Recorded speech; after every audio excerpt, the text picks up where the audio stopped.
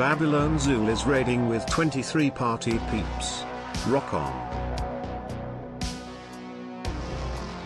Ho, ho, ho, ho, ho. Babylon Zool. Who would have thought? Hang on. Need to quickly finish up with. I was actually just finished with the promo stuff. Okay, let me just quickly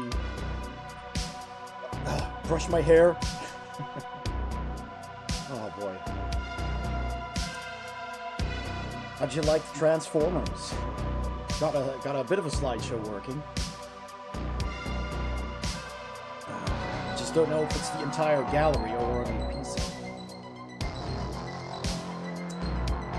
Ah, yes. I think VIPs can shout out, but obviously I can do that.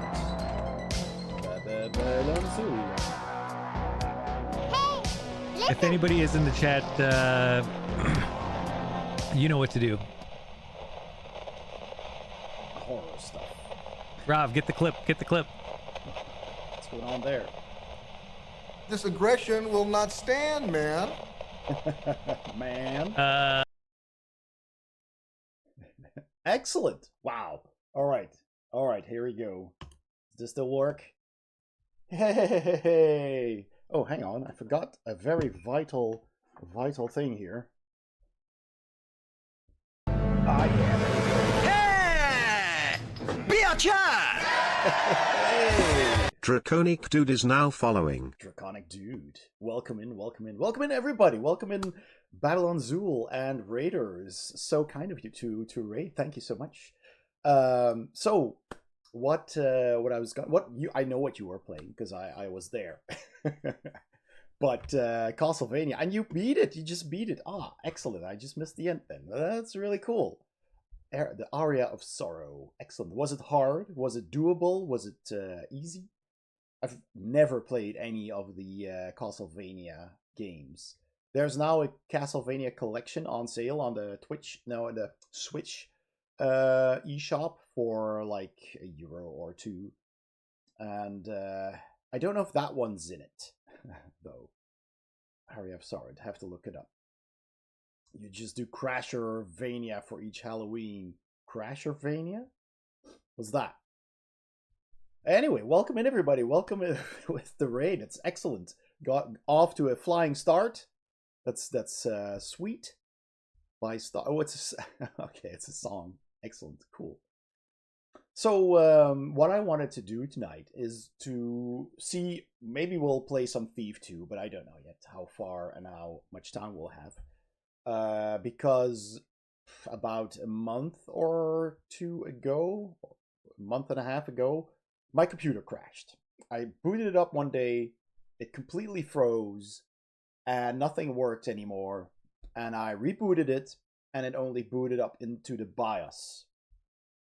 So I checked the BIOS, and I messed around with it a bit. And no matter what I did, every time I rebooted, it would not go to Windows, it would just go straight into the BIOS.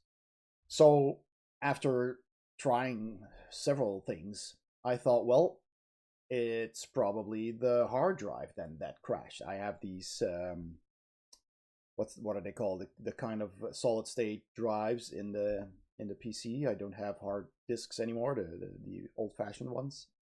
So I got two solid state drives of 2 terabytes in the PC, and the one that had the Windows partition apparently crashed. So so I brought it in to the shop where I bought it like a year and a half ago, and they looked it over and they said, yeah, it's the disc.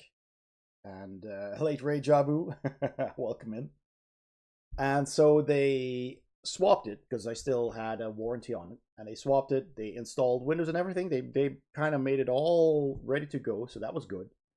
But then, of course, I had to spend several days reinstalling all of my software for work and software for myself and OBS and Mix It Up, and all of that was gone. Now, I did fortunately have backups, but because new hard disk, new partitions, Mix It Up, and all the sound commands needed to be redone. but fortunately the commands were still there. I just needed to tell it where the sounds were now on my new hard disk. Yeah, that rest in peace, that old hard disk. Yeah, and I lost a lot of stuff.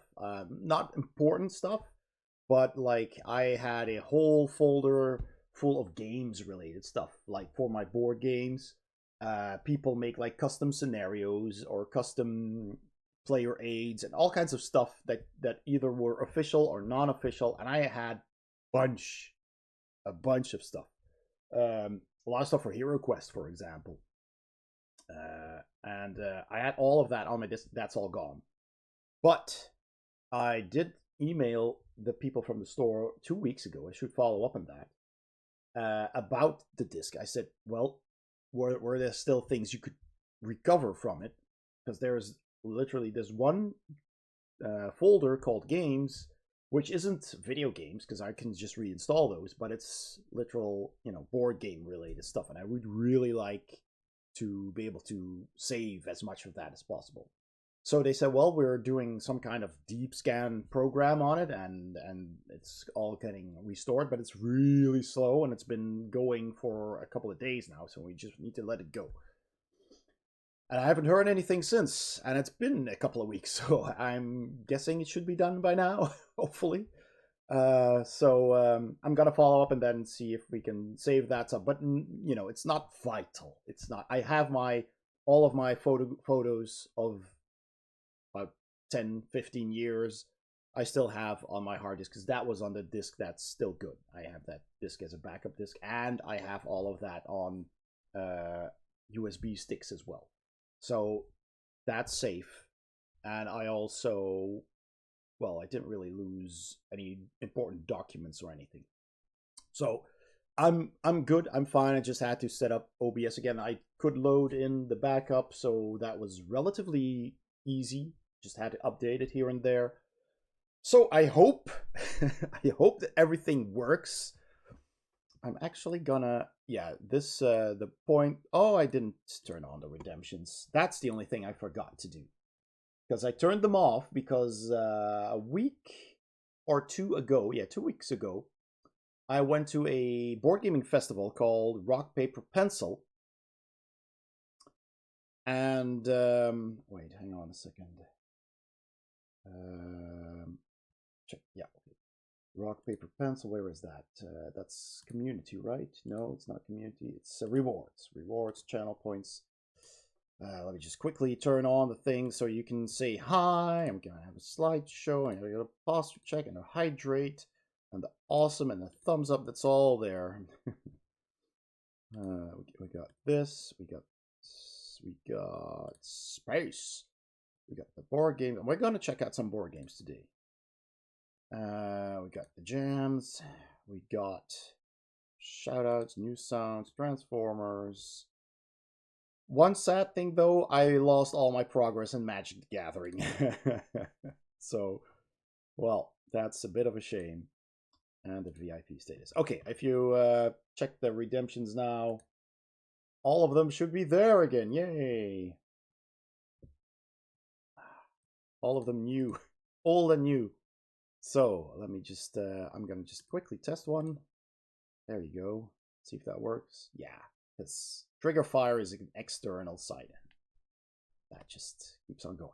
So, really, you can see I have the extra cam here set up on my table so I can put games on there and show you what I brought home from Spiel and from Spellen Spectacle, which is a Dutch convention in Utrecht that I also visited.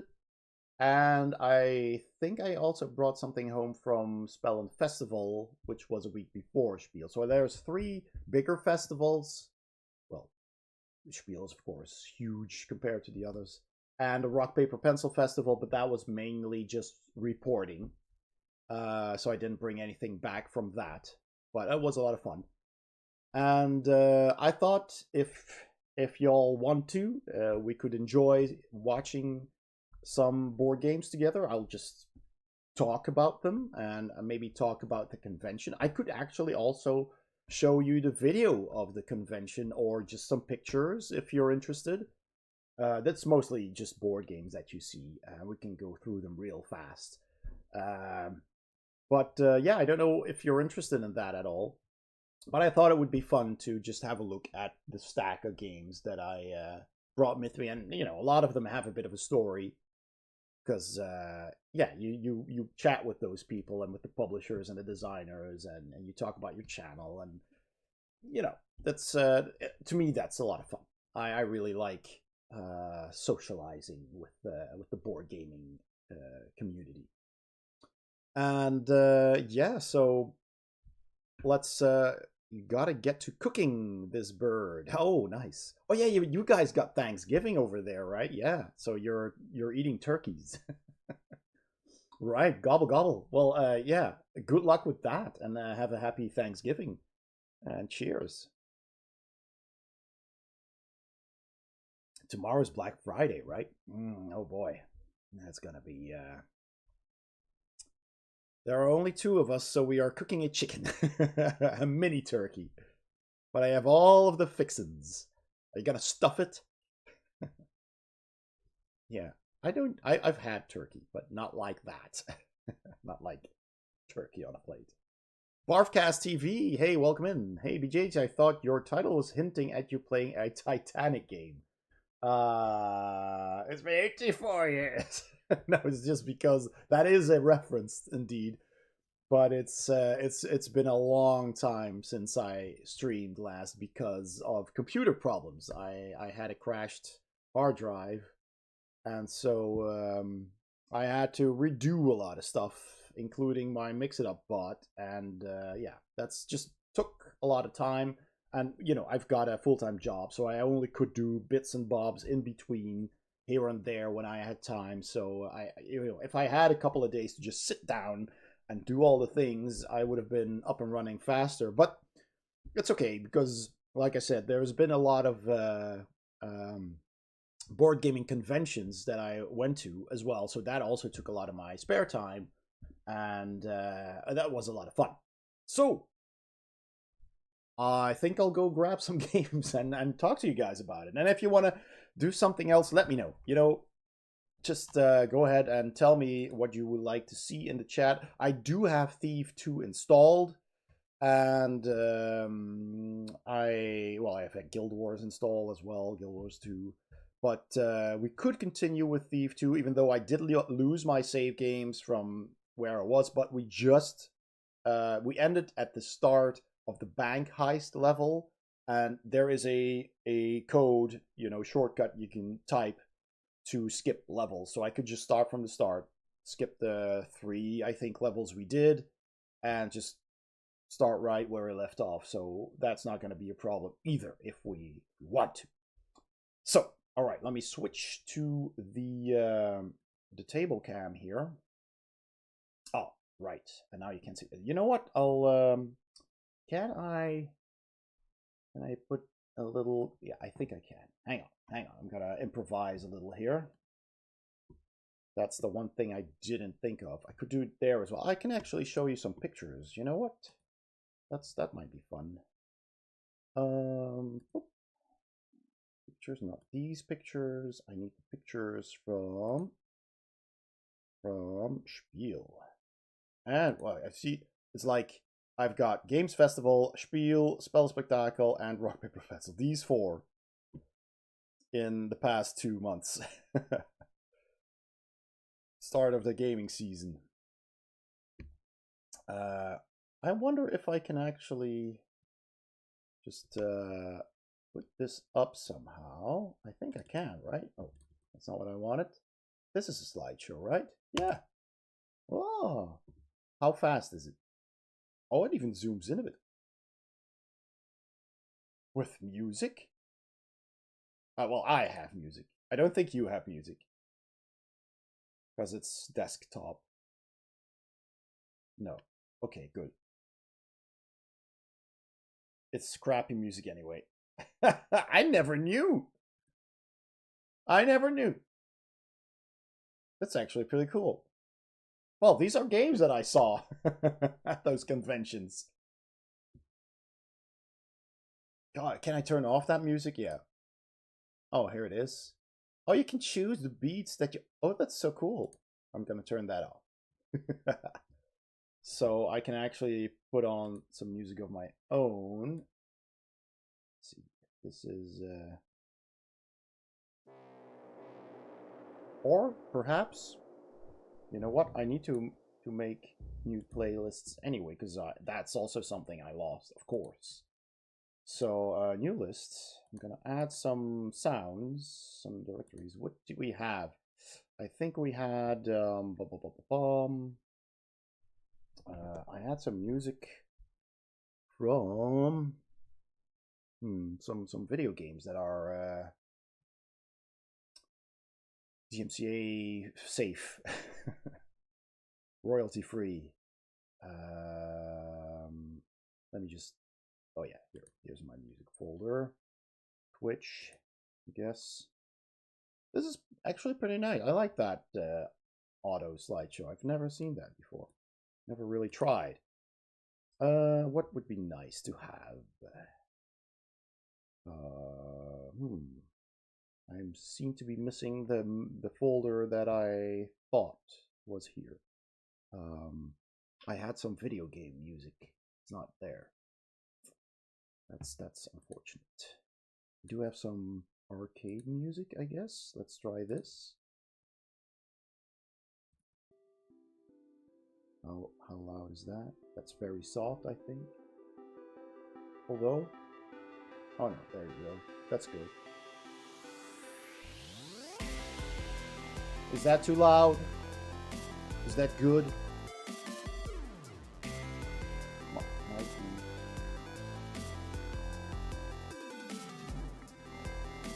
Oh, that's not loud. Just very softly. Alright. Hey, that's me. Next. It also plays the videos. Okay. So that was all right. Okay. Well, those were the pictures of there's Spiel. So yeah, it automatically also plays the videos then, I guess. One of the biggest board game dorks outside the place. Yeah. Did you see the vest?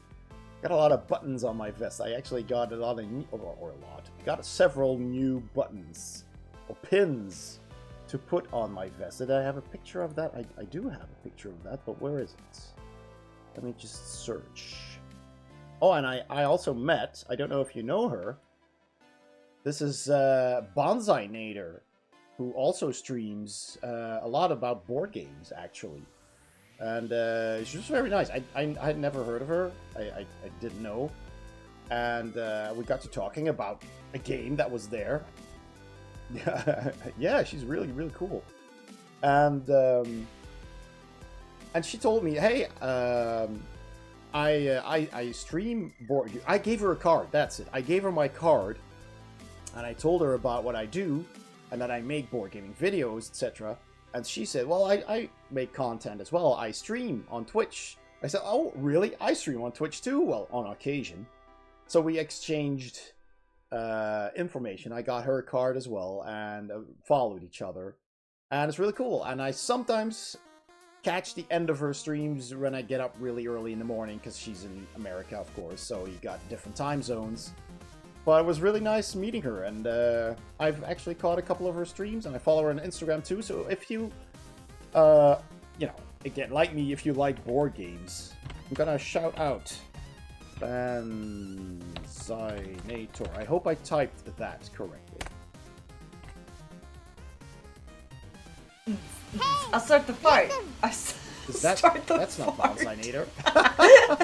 I'll start the fart. No, it is. It is. Okay, I need to restart Prince.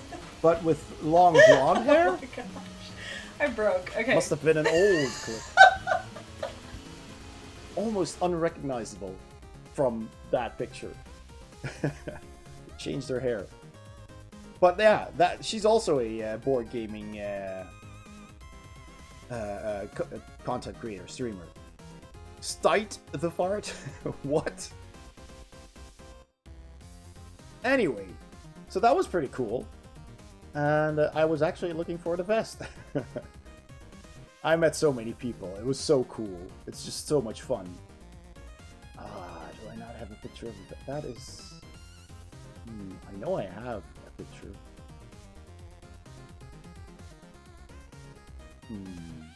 Anyway, maybe I should just play the video, I think, while I gather some...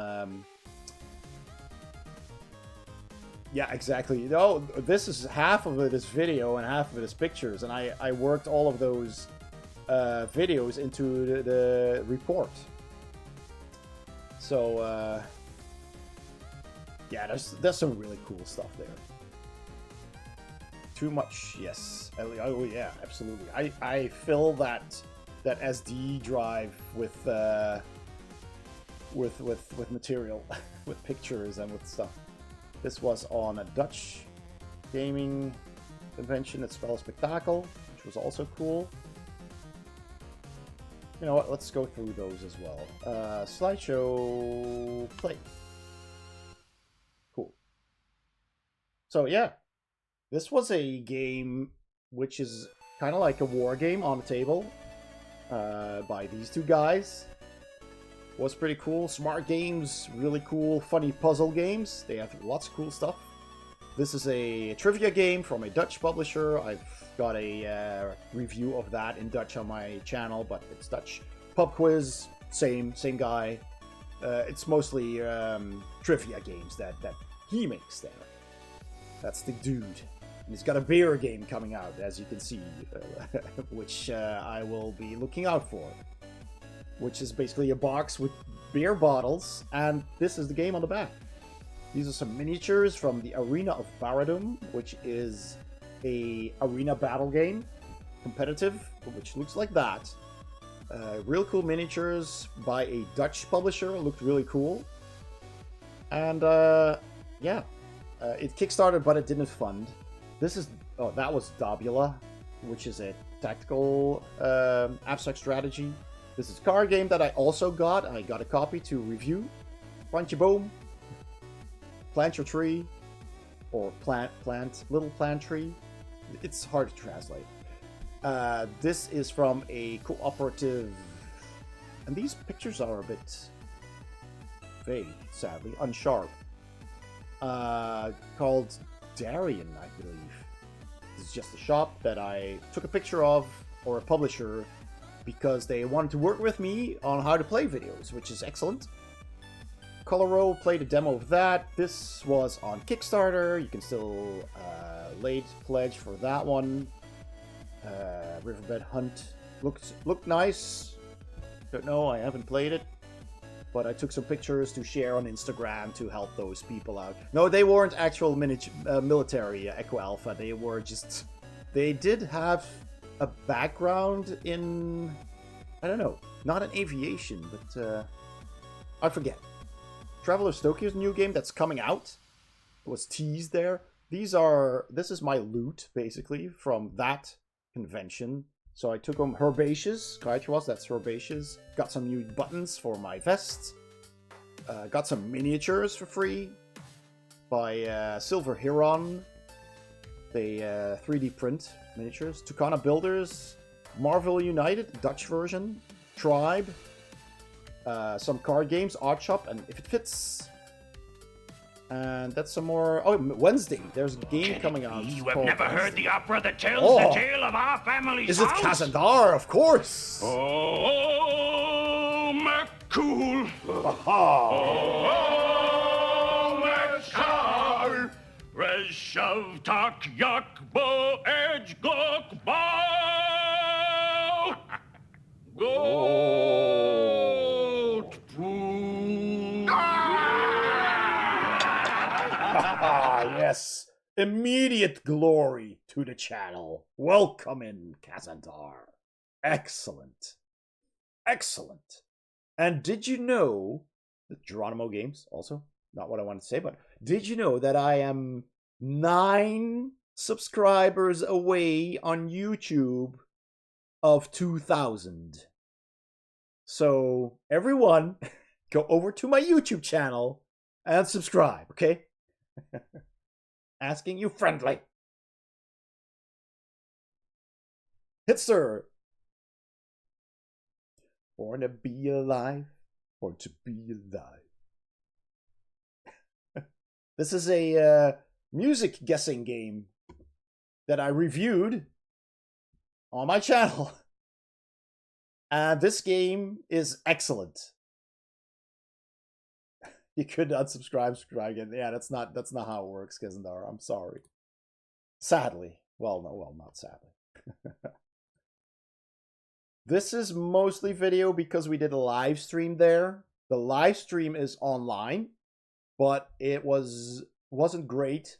The sound was fine, but the video quality wasn't great because of the Wi-Fi there. I had a portable Wi-Fi enhancer with me that they gave me there to walk around the building, but it's mostly concrete, so the reception wasn't great, and so the image quality was pretty bad. So I shot a lot of B-roll here, some B-roll of games being played, to edit it into what I have of the live stream, and I will see when I have time if I can make an after video for that festival, you know, like shortened, like a 10 or 15 minute after video with some of the highlights. So that's still in the works. Don't have too many pictures of that. This is weird. This is rock, paper, pencil. And it has these pictures here. That's not right. What the heck? Because these pictures... Oh, I must have accidentally copied them from my camera. Because this is all... should also be here. Or did I take them with my... Because here, yeah, these are the same pictures. Yeah. The red chair. And it's 0708. Yeah, okay, so these are doubled. That's my bad. These are not from this festival. Let me just quickly get rid of those. And yeah, this isn't. So those can go. Kapla! Yeah, this is all from, sorry about that. This can go away. So, okay. Rock, paper, pencil. So it's mostly video, but it was a festival about, there was one bigger room full of board games, and the rest was workshops that Some tapper is taking whatever he pleases. Oh no. Keep alert. I will. One bit, Dad, I want a transformer. Did it not? Oh, do I have TTS starting from 2 bits or 5 bits? Does that say? I literally can't remember. I thought I had it at 1 bit, but let me see. Oh well, I'll check that later. I'm not gonna. So, Dad, I want a transformer. Gimme. Did somebody redeem? No, you just want a transformer. Well, I can understand.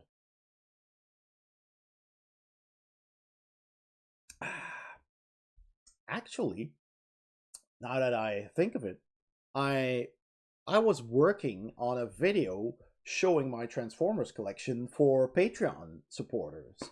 I filmed the before when I had all the toys up there, and now I took a lot of pictures, and now I've got my masterpieces up there. So just masterpiece Transformers. Hey, Big V Streams, welcome in. And I still need to shoot some video of that, and then edit it all together into a video.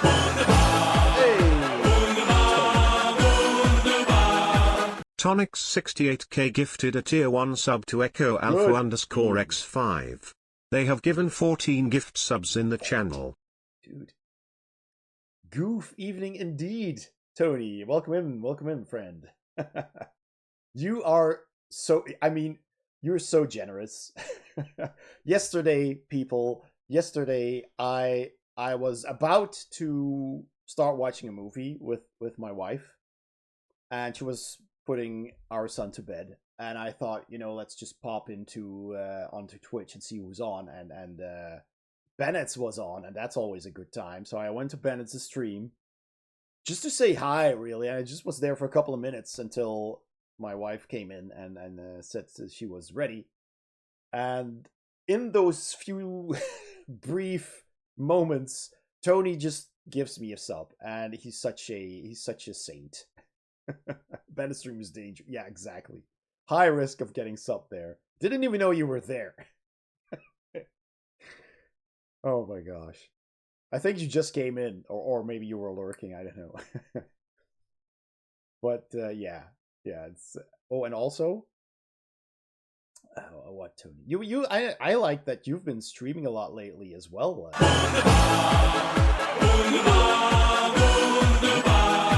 Yay! Weren't you? It already said. Oh, it just you were continuously subbed, and you just shared that. That's excellent. Fantastic. Wow, 28 months? I've been streaming for more than 2. That's right. See, I forgot that a couple of, in August, I believe, I had my second affiliate anniversary. It seems like a year, and it's been 2. You are a streaming veteran officially, over 2 years. Yeah, it's crazy how time flies, man. It's just. But thank you, Tony. Thank you so much. You're an absolute saint, and this is for you. Excellent. And welcome in, everybody. Draconic Dude, again, and so yeah, I'm just gonna put on really.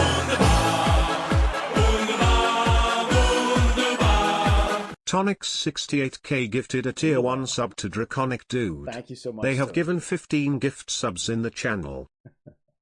15, that's a nice number. I'll drop by later, but I need to run and grab groceries for some friends. Have fun and happy Thanksgiving, I think, right? You're in the States? I wonder, that's just a United States thing, right? That's not something they do in Canada, I guess. Don't actually, I don't think so, right? I don't know. We all know Tonix's secret mission. 68k subs gifting all over Twitch because he's mad. Yeah, oh right, the 68k. It's probably not far off. It's very much a United States thing. Okay, yeah. Okay. I thought so.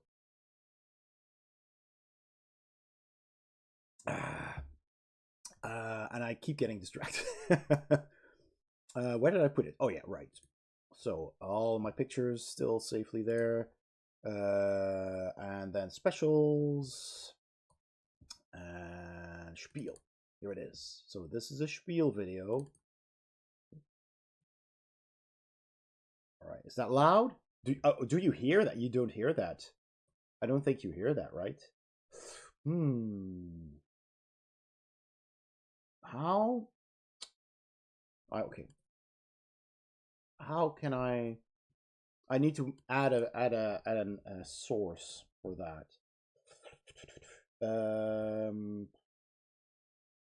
That's been a while since I've done that. An audio thing. What's the best way to capture the audio from the video player? I could do a window. Okay, so this is the media player. Okay, new. Yes, this one. Does it also have the audio? Let's see. So yeah, here's the okay. There it is. All right, it's a bit bigger than this, but I'll just overlap it a bit like this. It's okay. All right, just have it there. So now the question is, of course, does this have an audio source? I don't think it does. Or does it? Okay, testing. Can you hear this?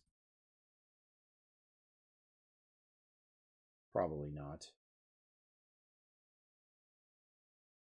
No. So capturing a window doesn't include audio, which I figured because it didn't show. Okay, so let me just get rid of that. All right, okay. I don't know, just like that, how that works. So I'm gonna do it differently. I'm just gonna improvise here. Gonna go to YouTube.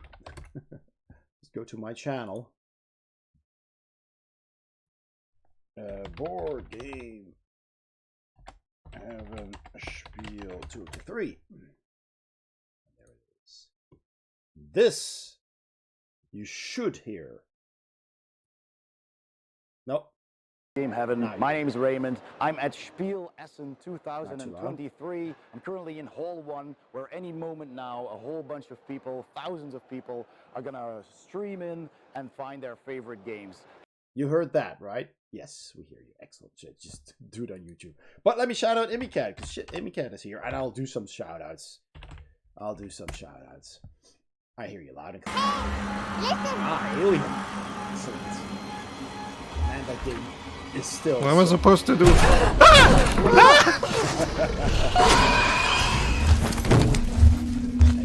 That actually gave me a bit of a jump scare there. Silence. For no flipping reason, does not want another sword, who is multitude of swords. You have a multitude of swords? I got too many already? Is there a particular sword that you're looking at right now, or what? Why did you bring that up? Because swords are pretty cool. I don't have any, because that's, unless they're props, it's not legal here. I thought that was the main goal of the game. Getting eaten? Streamers have a tendency to give me swords without moderating. Oh, you're moderator in multiple. Would you like to be? If you want to shout people out? I mean, I only have a handful of mods, and Tony's that you get. Tonics68k gifted a tier 1 sub to Imicat. They have given 16 gift subs in the channel. Nice music.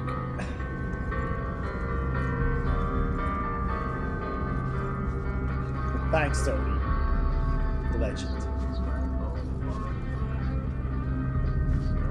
I hope it's not copyrighted music. Or that it attracts the alien. Excellent. Hello, Lexi Milk, and a very fine welcome to the stream. A fine welcome? That's not a sentence. Very fine welcome. I think that's fine. Thank you for the follow, Lexi Milk. That is most appreciated. And don't forget. Hey, listen. Oh, look at that. I saw that stream. My name is Oh, no. It again has this thing in the middle. It's such a weird game. With the vector lasers. It's strange. But that looked... I did like the look of that. So, let's see. Who else is in chat who would like a shout out? I keep forgetting whether some people stream or not. Actually, Draconic Dude streams. Does it Echo? Do you stream? I see you everywhere, but I don't know if you stream yourself. Actually, your mic is a lot more silent than all the effects. Okay. Oh well, my mic tells me that it's in the yellow when talking normally, so it should be fine. I can turn it up. Oh no, I can't. It's in the max already. Like Amy can't say, but the sound effects are loud. Okay. So that is the mix it up overlay. No, that's the shout outs. Well, hang on.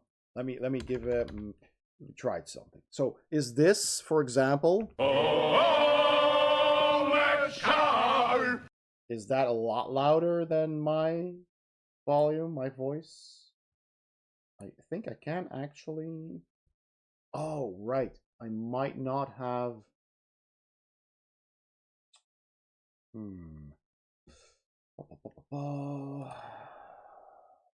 don't know if I have filter. Oh, I do have filters. So that was saved from the. A little, but not much. The sub alert, yeah, okay. But the sub alerts. Okay, let me see. Okay, so yeah, the mix it up overlay can be a little bit less loud. I can turn that down, and the sound source, mix it up sound source. But we got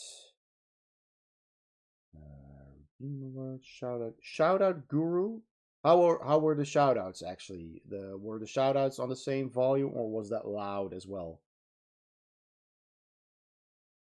Because I can turn down the shout out guru as well. Let's shout out Draconic Dude. Let's see if this is you know, if the volume of all of this is this Draconic Dude stream. I thought they did. No clips then. Bad example. Okay. And so what else do we have? No, these are stream elements events. Hey, super. Listen. Yeah, is my volume, my voice the same volume as it is now? I'm gonna say something soon, I think. That was you! God damn it! You got me. That's a bit low. Oh, I'm a bit low.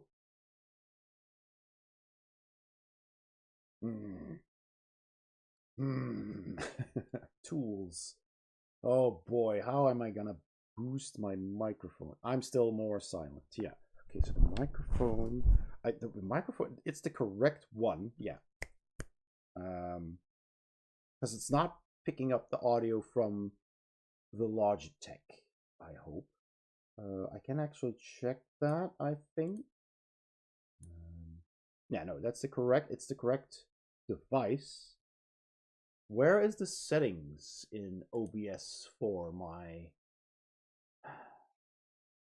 It's been so long. You put gain on yourself in OBS? No, not yet. Or, I don't think.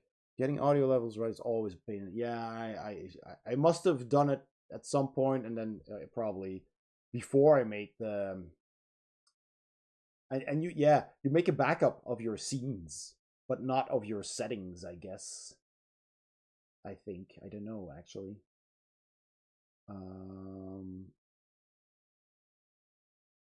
Yeah, messing up. It's because I had to reinstall everything. Oh, here, settings. Settings, audio, there it is. Microphone, yeah, that's correct. Scroll down.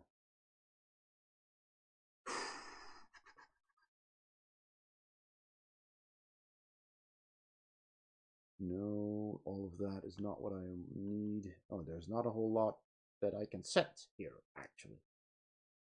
Advanced, maybe? I thought there were sliders somewhere for your microphone.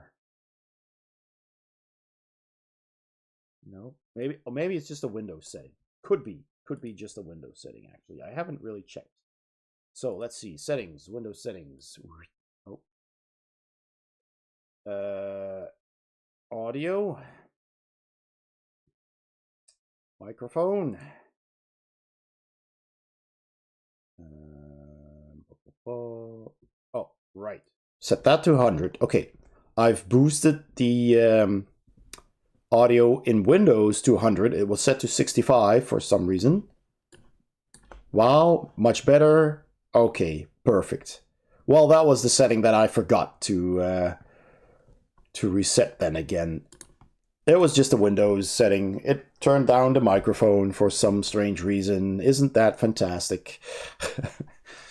So now we're all on a good level then, right? From Raymond to Raymond. All right, excellent. Just Windows things. Yeah, I know. Pro streamer points +1. Yay! Let's make it a moment. But I don't have them. They're going away again, I hear. Anyway, enjoy a bit of the video while I grab some games to show you. All right? And let me just grab another pepernootje. They already went away. There's a whole bunch of publishers. There we go. A whole bunch of new ones as well. Yeah, oh, they're already, the moments are already away. Okay. So we're just going to go ahead and take a look around Okay. and see what's new.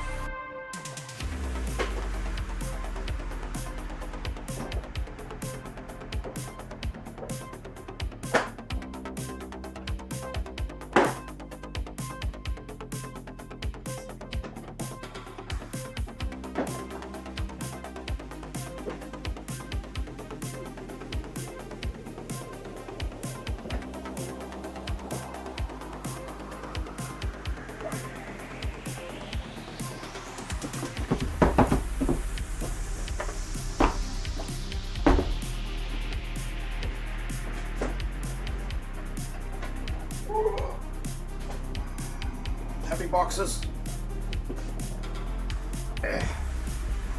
Boom. Oh boy.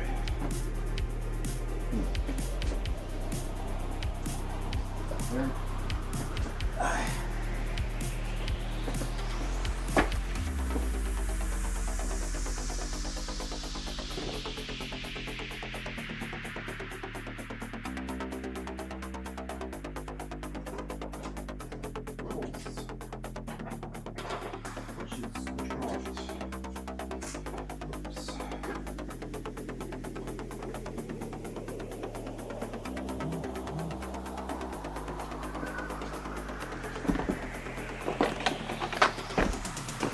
All right.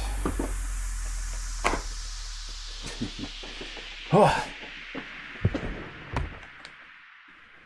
All righty. Germany gets all the cool conventions.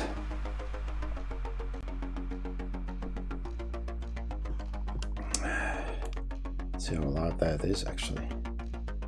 That's fine, I guess. Turn the volume down a bit. That game, Kawali, that's a game I want to review as well, because I love abstract strategies. Maybe this one too, but the Kawali one looks really cool.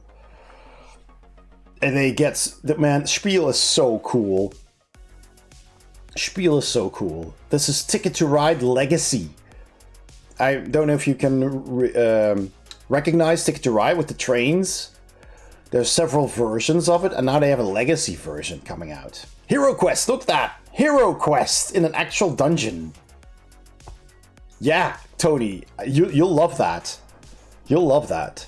This was a Christmas game. This is Into the Explorers of the Woodlands, which is This game, I've already reviewed this on my channel if you want to know what that is about, but it's a lot of fun. It's a cooperative, kind of like a dungeon crawler. That game I got as well. Sequoia, this is another game from that same publisher, but Sequoia is in my review list. It's not on the stack here even. They had a bunch of cool games. Shadowrun, Takedown, which is also, I believe, a cooperative game. Battletech stuff. It's pretty cool. They were painting things and they were playing war games there as well. Look at that. That looked pretty cool. Here they had a booth where people could play a game. And several booths like that. It was actually pretty cool. Dorf Romantique, the board game of the video game. Also a game I'd love to try. Pegasus is basically a German publisher who localizes a lot of games in German. So I usually try to get the original English version or a Dutch localized version. This is Deep Rock Galactic. Oh, and this is pretty fun. Let me just go back here for a second. Deep Rock Galactic is also a board game based on the video game. And I've done a full unboxing of the game on my channel. I have the deluxe edition or the Kickstarter edition, which I got from the publisher. Mood Publishing was there, and they needed some promotion. And I just usually pass by booths and I give people my card. And they immediately asked if I was interested in making some content of their games. And I said, well, sure, tell me something about your game. And it's a cooperative game, which I love. And you're basically, you're dwarves, you're mining in space. And so I said, absolutely, I'll do a full unboxing, which I already did right after the convention, because their Kickstarter for the expansions of this game was still running. So I posted that in time before the end. So, they got a bit of an extra publicity there. And so it's now also on the list to review, which is really cool. And also funny, the gentleman on the left here has an Everything Epic t-shirt. So he was probably working for the company there as well. And that's also a board gaming publisher who make excellent games. Really, really cool thematic games. Most are cooperative. Some are, I think, competitive. But always very, very thematic. And one of them is sadly out of print, but it's called Big Trouble in Little China from the movie. And it's such a good game. I reviewed that one as well. And it's such a good game. It's a love letter to the movie. And so Everything Epic is always on my radar. And it was pretty cool to see him playing this, because this is also a very thematic game. So that was pretty cool. Not the owner, actually. I don't know who this is. He might have just been working or have been a friend who flew over with the publisher. I don't know. I don't recognize him. But this is also a really cool company. Trains are awesome, yeah. And in board game news, my municipal has actually created a game basing on Monopoly surrounding a big area of the municipality, Echo Alpha says. Based on Monopoly surrounding a big area of the municipality. Okay. So it's not an actual Monopoly game, because Monopoly has like 1,000 different versions. Every city in the world, I think, has a Monopoly, and every theme, every possible IP has a Monopoly. Is this called the capitalist housing market? Yeah, because no, indeed. Yeah, okay, let's continue. So that was really generous of the people from Mood Publishing to give me their games, because they had big games. It's really cool. It has the layout of Monopoly, but the inner is a big map. Okay. Rock and stone, Amy Cat. Rock and stone. Indeed. Dungeons of Doria also looked interesting. They also were interested in a review. They didn't have copies to give away there because it's still being manufactured. These are prototypes, I believe.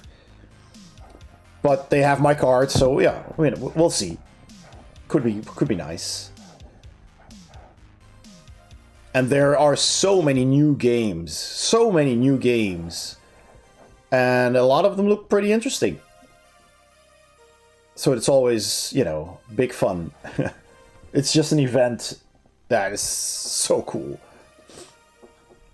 And I really need to be, like, super selective of what I'm gonna bring home, because there's just so much. Socken and return. Here, beer games. Yeah, it's a deep rock. I think he knows.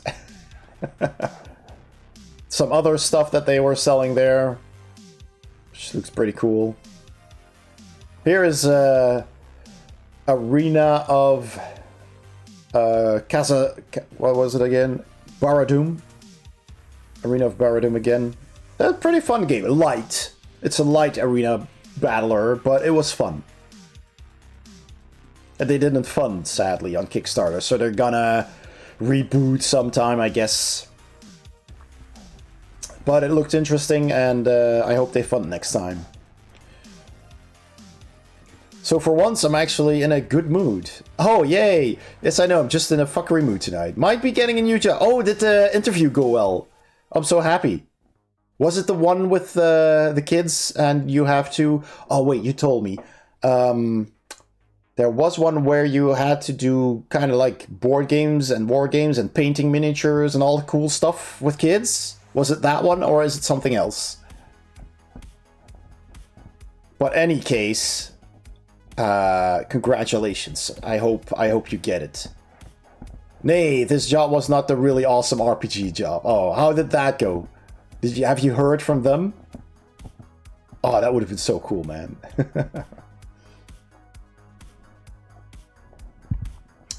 Another miniatures game. Oh yes, this game. Right here. It's a two-player samurai battle card game. No, they haven't written me, but the position is still open online, so that might be maybe why. Okay. Have you... If it's been over a week, get back in touch with them. Just call them up and say, hey, I've been on a job interview, and I was just wondering if there's any news you can share with me, because I'm very much interested in that job. Because that also shows that you're interested and serious about it, you know? If you just wait for them, then they might think, well, he hasn't even called, you know? So call. And just politely ask if there's any news, because you're very interested in that job. And if you get accepted for both, you can pick the one you like the most, or that pays the best. Yeah, well, payment is nice, but do what you like. Because that's you gotta do it for a long time, hopefully. So, you know.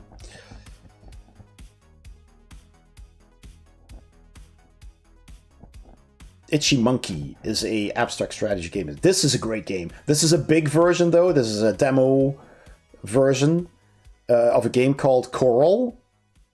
The real version is that big, just smaller blocks. But it's a super fun abstract strategy, basically.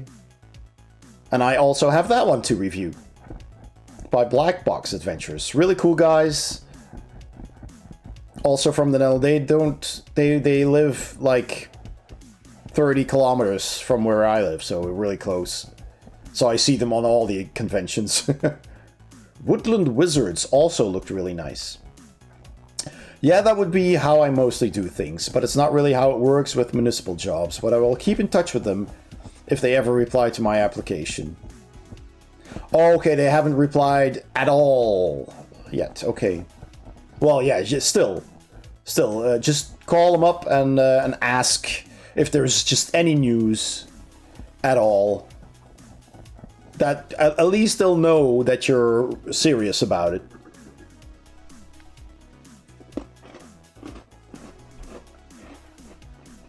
this, what you're seeing here, that's just one hall out of 6. Spiel is huge. Kapow. That's a game I got to review as well. Looks really cool. You're building your dice and then fighting each other as a superhero and a villain. The interview today was for a privately owned kindergarten. A nice place. Wow. Yeah, exactly. Yeah, it is. It is huge. And this is just part of Hall 3, because Hall 3 is really big.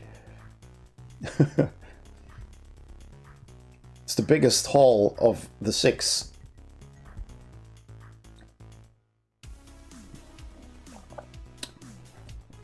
Also an interesting game. Played that once. A friend of mine has it. Sorcerer.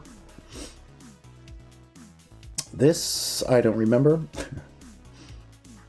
Evenfall, alright. Snake is also a game that I have in my stack of games to review. It's a roll and write, or a draw and write, because it uses cards. Always fun. This is an abstract strategy game where you don't roll the dice, but you upgrade them to higher values on their sides, and they turn into different troops.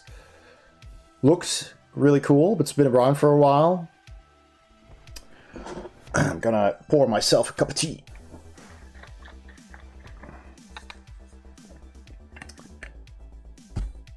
Yucatan. House of Cats, which sounded really cool, but I couldn't spy any cats in the game at all.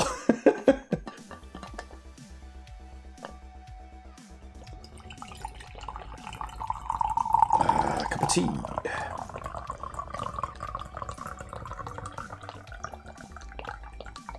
There we go.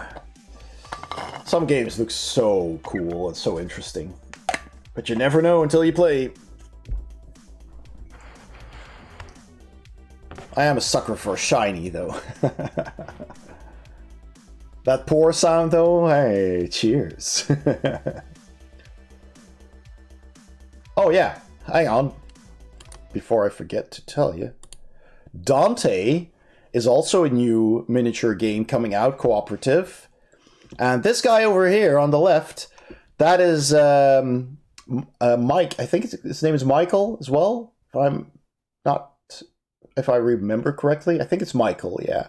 From King of Average. King of Average is also a YouTube channel who reviews board games. He's huge. He's an American, and he's got lots of followers, and he does that for, well, partially, I think, for a living. And so, yeah, also, if you like thematic games, it's definitely a channel to follow. It's a really cool guy. It was really cool that I actually met him. I've played a game with him before, you know, online with another publisher's game where we were invited, and that was pretty cool. Now I got to meet him, and that was pretty nice as well. He was obviously playing a very thematic game. King of Average, yeah. I don't know. I don't know why he picked that name, but yeah, that's his channel. This also. Really cool looking 2-player abstract strategy game, Orion Jewel by Matago. I want to get my hands on that game.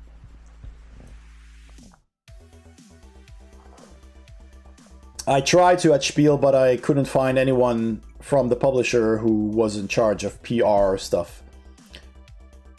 So I'll have to try through email. Sanctuary is a game that I have. Also pretty cool. Review is on my channel. Also highly strategic. Volfarion is a game I have, but I have not played yet. From Tabula Games. The Breach was a new game. Looked interesting. Sometimes I just take pictures or video of games that just, you know, for the video, for the report. There's just no time to try everything. It's impossible. And some of the booths are really elaborate.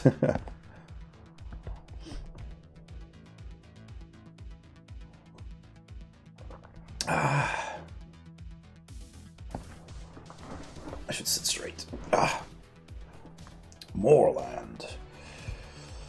Some painted miniatures by Archon Studio. Really cool dragons there. They have the Masters of the Universe games as well. They have Battleground and Battle for Eternia, I think it's called. But I like Battleground better, because it's a miniature arena combat game of good versus evil. Oh, that's so good. This, here, look at that map. With all the shifting walls. That's... never seen that before. This was also a game that was recently on Kickstarter with some huge miniatures. Just looked really cool. I don't know if it is. Here, I'm on the right. I played this game with the designer. And I didn't know it was the designer until after we played. It looks really cool. And you need to get to the other side. That's the goal. The absolute rear part. So this is the rearest right now. But once it's isolated, it gets removed. So these are my rear spots right now. And this is his rearmost spot. But if you isolate it completely, it's removed. So then it's off the table. So yeah, this was... a tense moment here. Then now I won because now I could move back and then he couldn't move anymore. Lots of abstract strategy games. I'm really on an abstract strategy kick right now. I love those games. There's a lot of them. And they're usually relatively fast. And they can be really thinky. Game about getting to the rear. Oh my. Filth! Filth!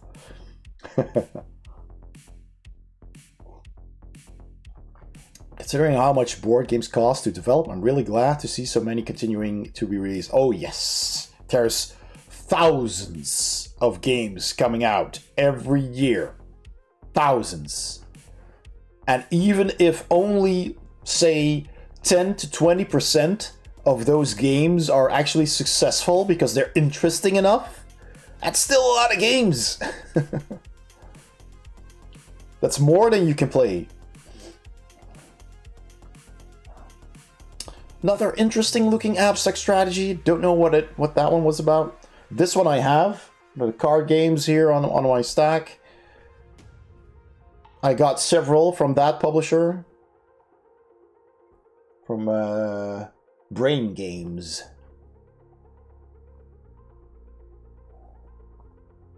It's Explorers of the Woodlands again, but now in German. Castles of Mad King Ludwig.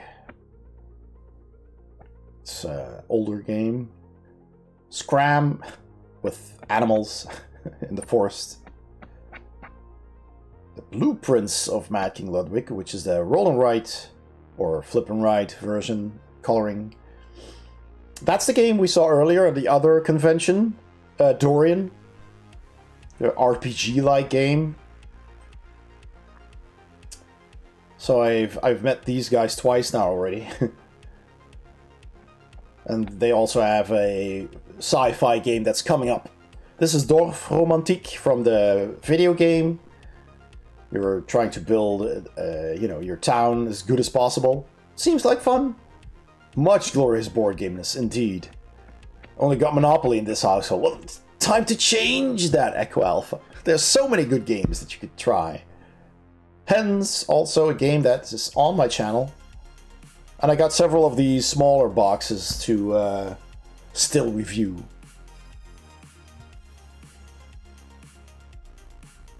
Some of them I didn't like too much. So I don't know if I will review them. Or really short.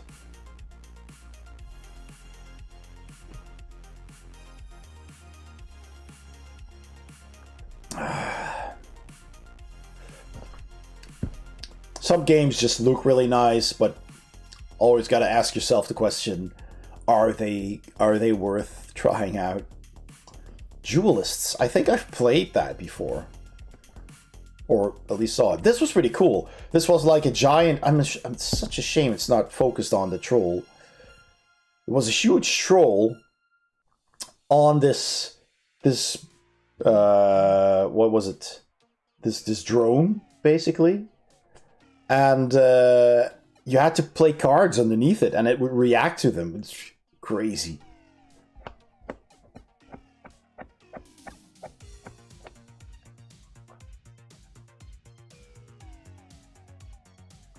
Ah, schmallows, it says there in the back. I never spotted that until now. Oh my god. Crazy Germans. Oink Games, excellent company. The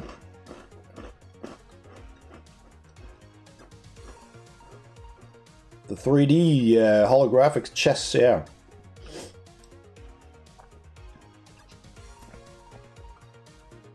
Oh, this was also fun. This game was a prototype, and I won a copy. I had all these cards, and some of them had a silver, most of them had a silver G on it, the logo, and a few of them had a gold one. If you picked a gold one, you know, face down, then you got a copy of the game. So I said, oh yeah, sure, and I took a gold one. So oh, you'll get a copy of the game. Oh, okay. And they also gave me one of the prototypes that they brought to Spiel, so I could already take a look at it before I got the actual game. But it's being Kickstarter right now. It might already be over. I don't know if I have time to make some content before it's over. I can take some pictures, at least. This is also a great game. Tuned. Lots of fun. It's basically tic-tac-toe, but in 3D, and only the top ones. That was an impression of Spiel Essen 2020. The top ones count. It was a very busy convention, just like every year. It's very hectic. It's amazing. You meet lots of people, and I hope you liked my video. If you did, please give it a thumbs up. I still have my voice. Subscribe if you haven't. Somehow. And I'll see you next time on Board Game Heaven. So yeah, that was the Spiel report. So yeah, Saints, Patreon Saints there. Give him some credit. All two of them. I had more, but some of them left. So yeah, there you go. That was Spiel. Now let's go to the table. Oh, idiot that I am. Now you can't see me again. So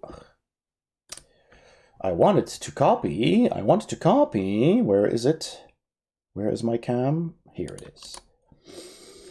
Copy. And then go here. And paste that here. Boop. There we go. Hi. And move myself over here. And then play with this a little bit. Okay. Yeah, that's fine. And I think I can mirror it, because now I'll be looking that way, which is going to be weird. That's fine. I can move it. Let me see. So move it down here. Layout frame. There you go. There we go. And oh, but if it's a copy, then I need to actually make a new one, don't I? Otherwise, everything will be flipped. When are we getting holo? Oh yeah, Raymond Luck Stat OP. Please nerf. Is my luck stat overpowered? Why is my luck stat overpowered? What do you mean? I work hard to be able to review games, you know? I'll have you know. Oh, that one, yeah. True. Yeah. I will still make some content for them, you know, even though I got the game for free and I'm not obliged to do a review. I will still probably at least do some Instagram stuff, because I like to help indie publishers, you know. Let's see. if I can easily flip it here.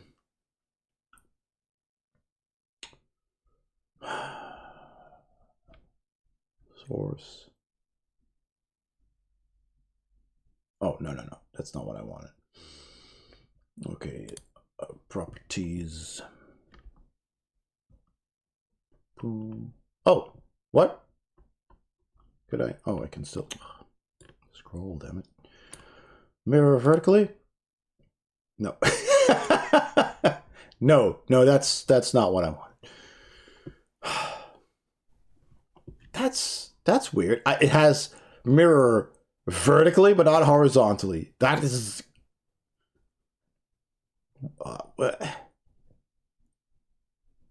what?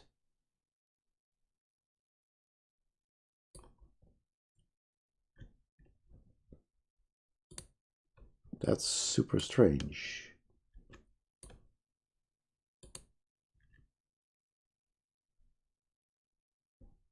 From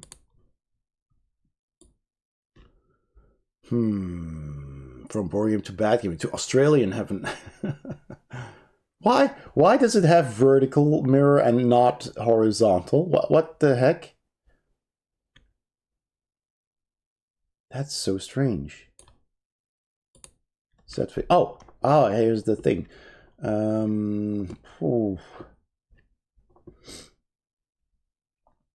Oh boy. Oh, I think I should... Oh, the white balance is automated. Well, it's actually good, because this is too red. But I don't want it to do it automatically. Let's see. If I move it up here, is that better? No, that's very much red. This way, yeah, I need to set it cooler. Let's see, is this better? Oh, come on. Slide. A little bit more. That's good, isn't it? 3000. If I set it to automatic, yeah, it's a little bit less. Let's set it to 3000. Can I just enter that, maybe? No, I can't. Well, this is fine. This is fine. I hope that now at least it doesn't do the thing with the lights that it constantly adjusts. Brightness, contrast, intensity. Okay.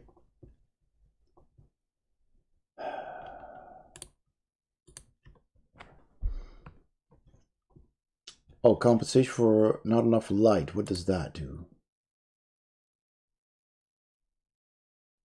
Nothing. Seems fine to me. Okay, I'll do that then. I need to do that with the other cam too, because that one, because of the table is white, it usually makes stuff very dark. Yeah. Okay. Well, this is very strange. Why can I not flip it? I want to flip it. Flip it good. That is super strange. Does anyone know where in OBS? Stupid thing. You can flip the darn camera. Flip the darn camera. And this one is also, yeah, let's turn that off. Then slide that down. There you go. That is much better. And yes, turn that off. Okay. All right. Okay. Does that have, that should not have audio either? No, that's good. Okay. Well, I don't know. Strangely enough, unless I can, well, you know, if anyone knows, please please let me know if I can actually just flip transform. Yes, here it is. Boop. Ah, found it. And I hope that's per source and not for all the sources. But anyway, okay, so we have some games here, which I'm going to try and briefly talk about for a bit. And I realize it's actually pretty close to the cam. It's per source. Excellent. All right, so let's start with the... Wait, hang on. I need an extra table in the form of a chair. So I can put it next to the table when I'm done. All right, that's the chair. Very well. All right. So first of all, this is Cosmopolite. I should just hold it like this, actually. I can just hold it like this. This is why I'm sitting here, Raymond. Think. Cosmopolite. And that is a cooperative game by a French publisher who print their games in France. So they have small print runs. And it is in French, but it's mostly language independent. Well, it's about language, so it's kind of the point that you don't understand what's on the cards. This is a game where one player is, or I think it changes, but one player places an order from a card, from a menu, but in a random, printed on the card, accent, really. It's a dialect, if you will. And then the player who plays the waiter or the waitress has to remember that, even though they probably don't understand, because it's a different language. And they literally went to different countries, or they looked it up, and they looked up different dialects. So it's not standard, like standard French or standard Spanish or standard whatever. It's going to be very difficult. So you have to kind of deduce what it could have been that they meant. And then the waitress has to take that to the chef. And then the chef has to make the correct meal using cards.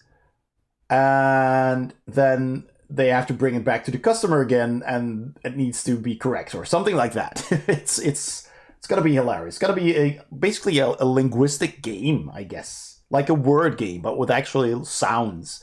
And it's a bit of a frantic party game. I think it's also timed. But it looked very funny. And they said if you could review this, that would be cool. Because they didn't have a lot of content on the game. So, that's one. And it's from a publisher called Jeux au Plat from France. And they also had this game called RIP. And this is based on a French... this way. Why is this so hard? A French comic book, or graphic novel, if you will, called RIP. And it's about a group of burglars who have a guy in like an informant in the police. And every time the police seals off a crime scene, like in a house where there's been a murder or something, then that mole informs the team, and they go there at night to rob the place, basically. Just to rob the place when there's no one there. So that's what the graphic novel is about. And they made a game about that. It's basically also a card game where you're trying to divide your loot. And is this the way it's supposed to be? The box seems a little ripped on one side, which is thematic. No, it's the same on this side. Okay. All right. So yeah, looked cool. I think it's also language independent because it's numbers and values on the cards. But nice little compact game, so that's always fun. That's something you can review quickly. So that was Jeux au Plat. Pretty cool. You've already seen this one in the video. Kyriae the Jewel. which is a 2-player card game where both players have the same hand of cards. You have like 3 standard attacks, slash with your sword. You have defensive stances, and you have a special or 2 special cards. And you pick one of your cards, you play them face down, and then you both reveal them at the same time. And then you move your samurai over this card in the middle, which has 5 positions. And you do what the card says. So if the card says move forward 1 spot, you move your samurai forward 1 spot. The other player also does what the card says, and maybe they move forward as well. Maybe they move 2 spots. And then your second card is revealed, and that might be an attack. Or the other way around. Maybe you want to attack first and then retreat. So you can choose which actions to do. 2 actions, and then you reveal them. It's basically a little bit of programming, mini programming. And the player who manages to actually hit the opponent twice wins the game. And if you both attack and you're in the same position, then your katanas clang together, so you block. Interesting game, just a fun, quick, quick little dueling game.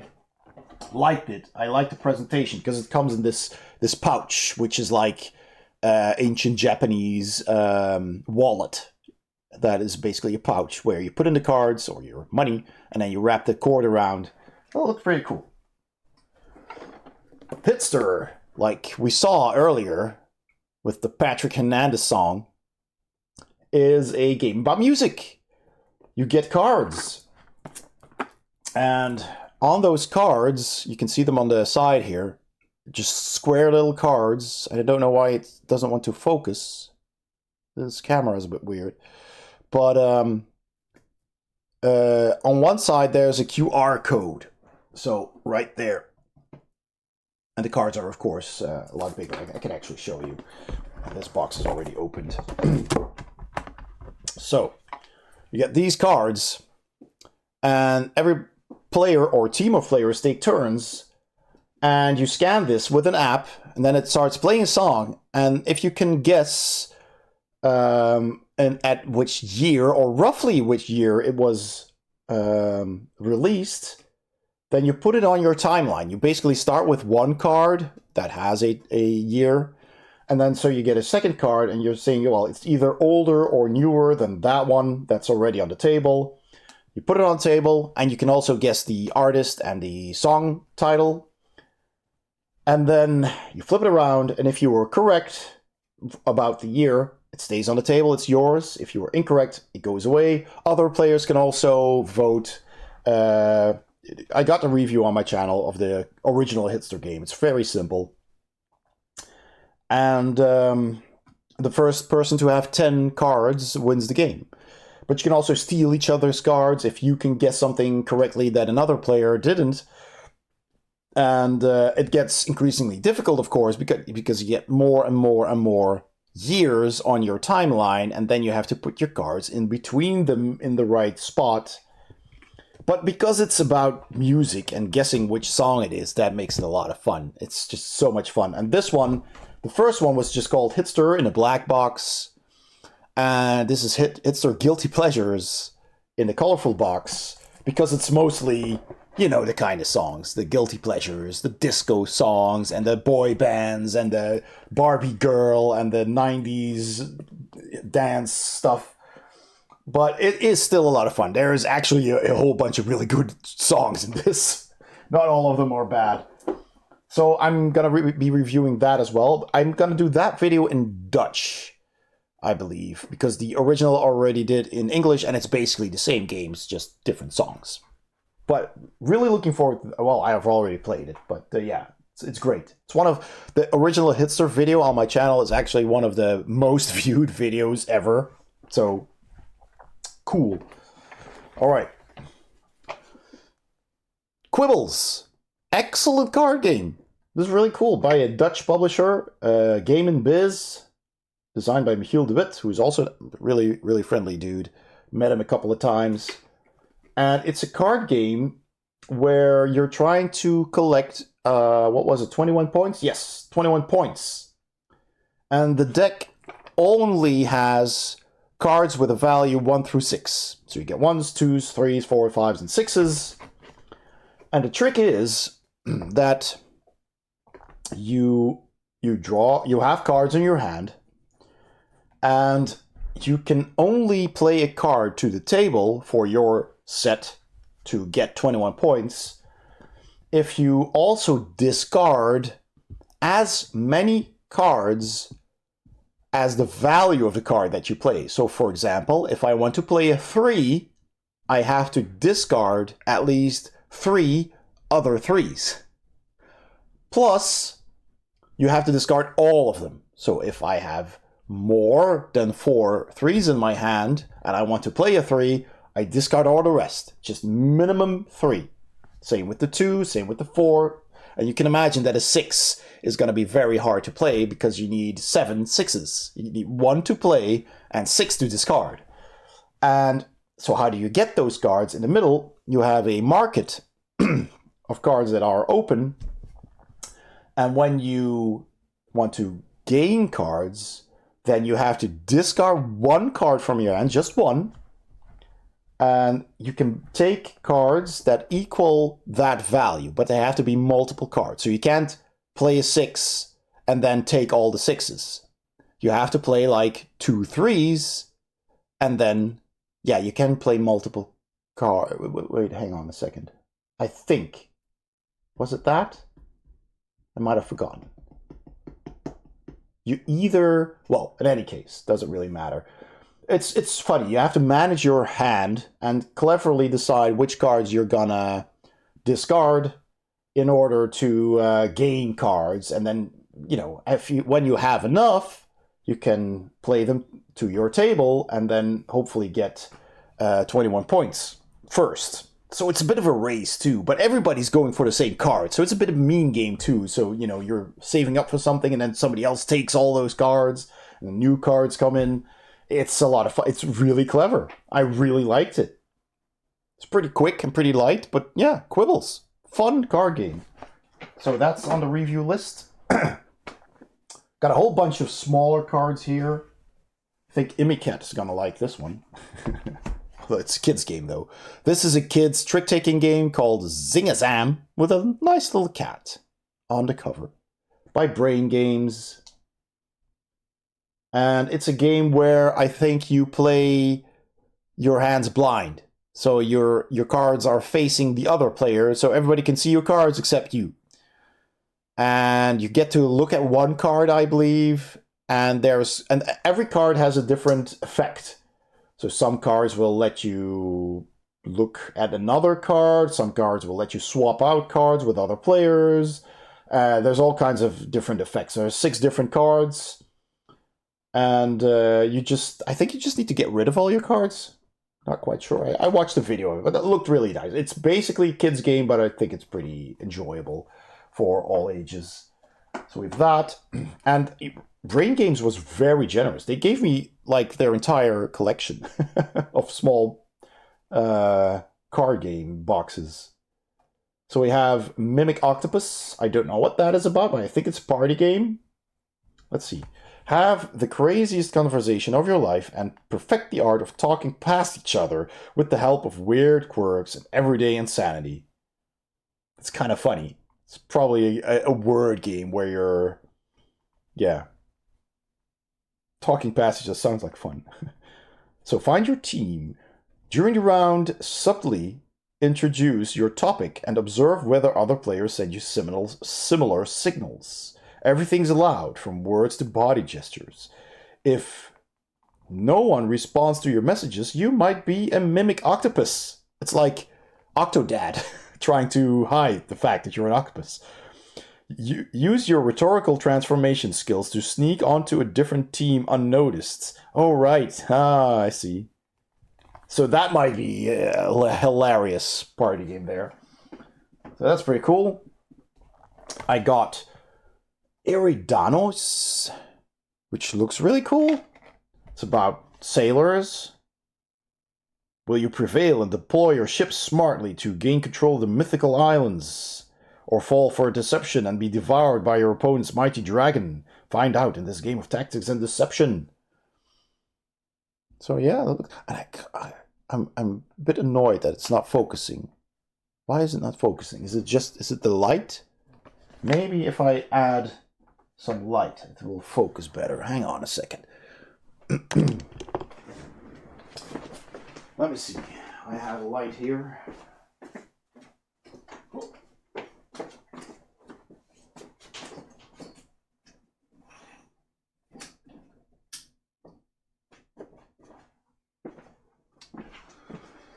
Let's see if that helps. It seems to focus on this here. All right. So we have. Oh, that helps. I think Caricum. Although. Come on, focus. Ah.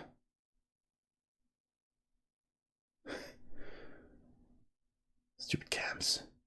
It's not the best at focusing, is it?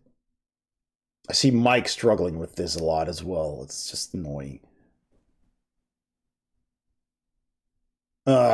Screw it. Well, you can see what it's about. It's a caravan of camels or dromedaries. And it's a set collection and matching game. It looked really fun. And this was the game that I saw first at their booth and that I was looking at when they came to talk to me. And then I gave them my card. And something I also really like about this publisher is they don't use shrink wrap. They use this paper around their cards. The boxes have either no insert or a paper insert. Of course, the boxes themselves are cardboard, and the rules leaflets as well. And all they have to seal their boxes is basically a bit of tape. So minimum plastic, which I appreciate. Same with this. This is a different publisher. This is Jolly Dutch, and that was, well, Brain Games. This is Jolly Dutch. No, sorry. This is Tucker's Fun Factory from Booster Box. Yeah. Also, all of it cardboard, and this is the tape, the little, see that? Little round tapes. That's all they use, all the plastic, and that's good. I'm glad that people are thinking of that. Why are the camels transporting wedding cakes? Well, you'll have to follow my channel and find out after I play it. I don't know. I think it's just packages. But this is a roll and write, as well as Chateau. Looked pretty interesting. There's the pads, and you have to roll and fill in stuff. I wish I would just. Could you just focus, please? Oh, there we go. Just, yeah. So there you go. Yeah, you fill in your building, basically. You're building your castle. Looks really, fun. I like roll and writes. Another car. Is that the only one? I had another one from Tucker's Fun Factory. Where is it? It's not here. Did I not grab it? Oh, it might still, no. I had it on the table. That's odd. What was the other one? I forget. Well, doesn't really matter. Oh, it's right here. I didn't recognize it because this is an escape room, kind of. And it's a Dutch version, but it's a puzzle escape game. Again, in the same similar box. So I can play this solo, which is pretty cool. I could actually play this on stream. That would be a nice idea, right? To play an escape room on stream, and you could help. You could backseat all you want. You could play through this together. I think I might do that. It's a lot of fun. So yeah, looking forward to trying that. There we go. Just put that here. This is also a fun little party game. How dare you? How dare you? Basically a daring game.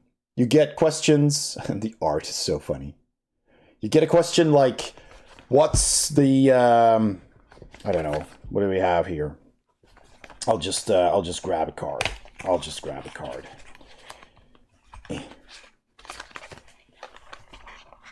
So, not a football question. I don't want a football question.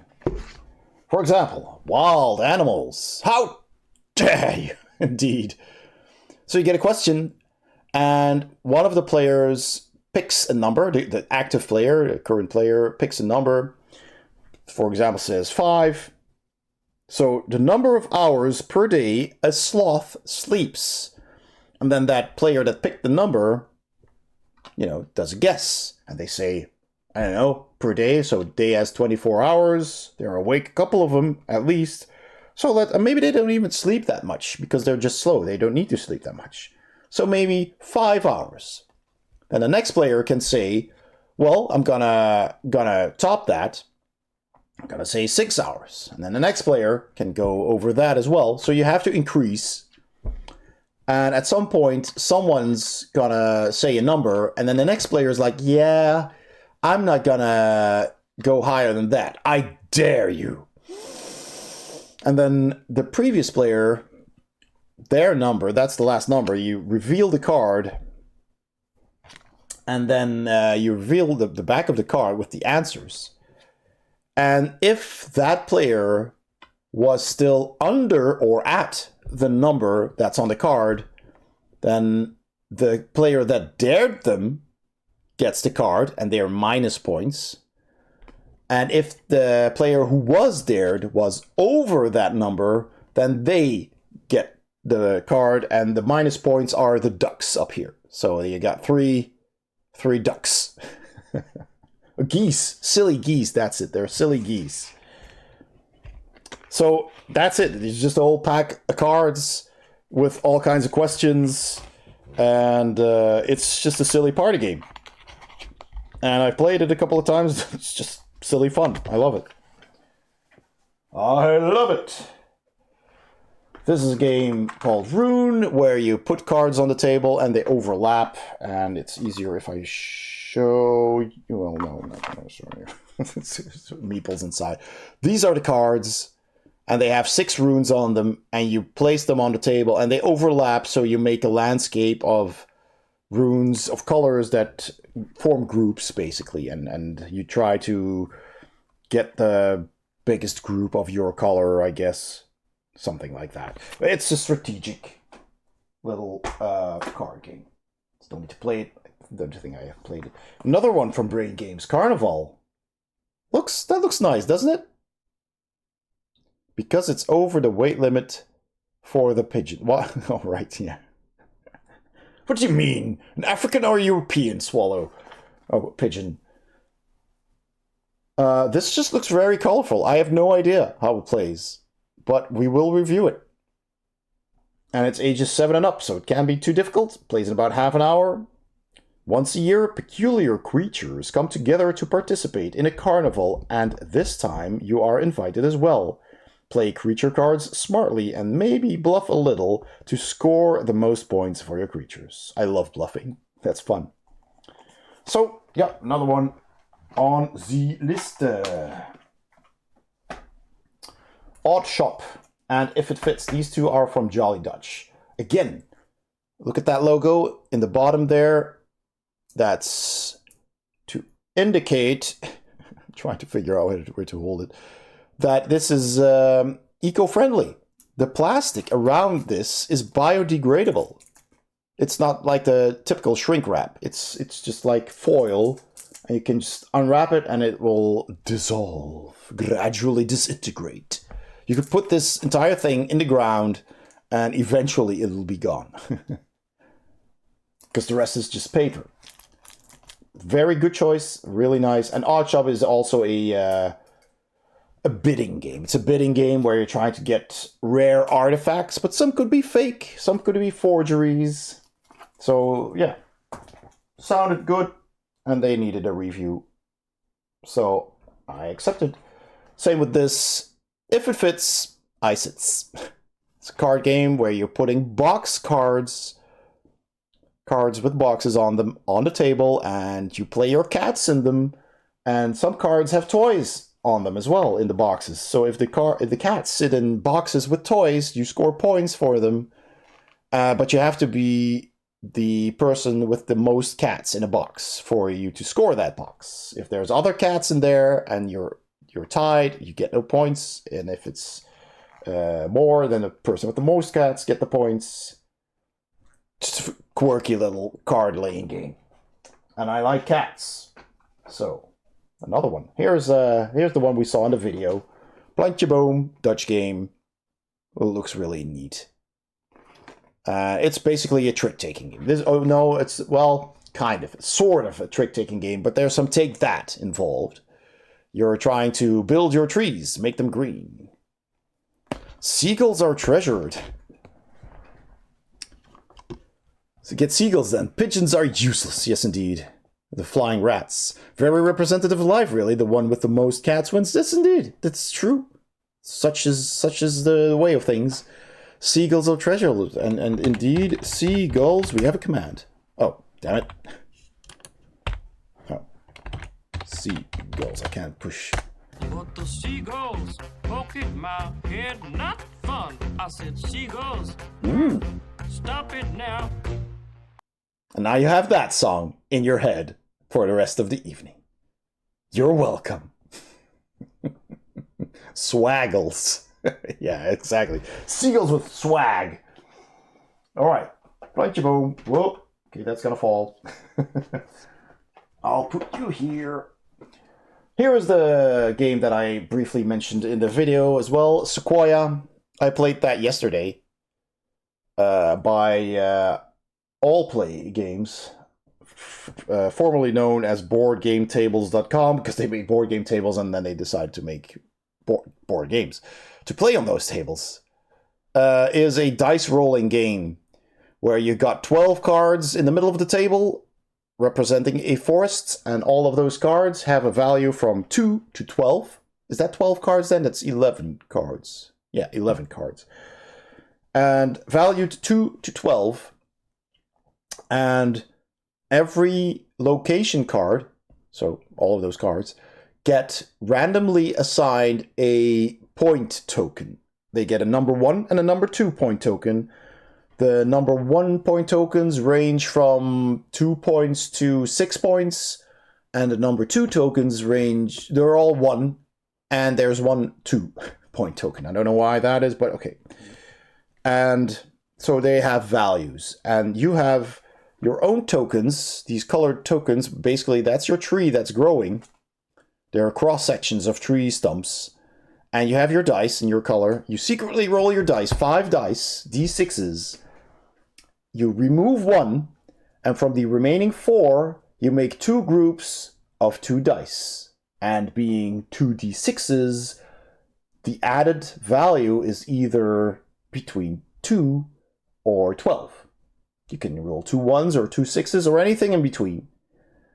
And you choose 2 values from 4 dice, and then everybody reveals what they rolled and what they chose, and then you put 2 of your Sequoia tokens, the colored tree stump tokens, on the matching cards with the locations 2 to 12. And the person with the most Sequoia tokens on one location at the end of the game, when all the chips are placed, they get the point tokens. The number 1 is the tallest tree, gets the number 1 value, and the second tallest tree gets the number 2 value, which isn't worth as much, and the person with the most points wins. Simple little fun dice rolling and clever token placement game. I rather enjoy it. It's super simple. It's quick and simple. And that's what we like. Trio is a new card game, trick-taking game. Don't know how it plays yet, but it was very popular at Spiel. There was a lot to do about this, has been promoted pretty much. So I'm very curious. You need to make trios, sets of 3, I guess. Also get very, very colorful game. Looks really cool. So we got that to try out as well. Still have so many games. quick and simple. Laughs in Battlestar Galactica board game. Yeah, that's a tad more time consuming and complex. I'm gonna grab me another cup of tea because I am talking so much that my voice is getting raspy. There we go. Oh, that Earl Grey. With a dash of honey. Yes. Alrighty. Cheers. Tea Earl Grey hot, indeed. Not so hot anymore, but still warm enough to drink.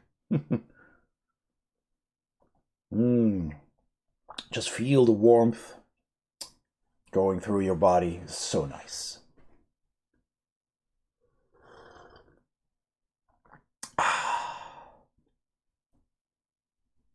I really like tea. Good. Reinvigorated. Invigorated?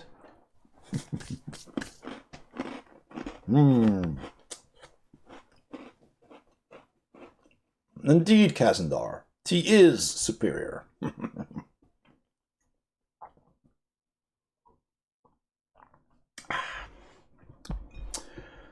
Good.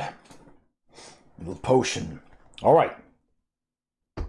This is fun. All of them are fun, but this is special.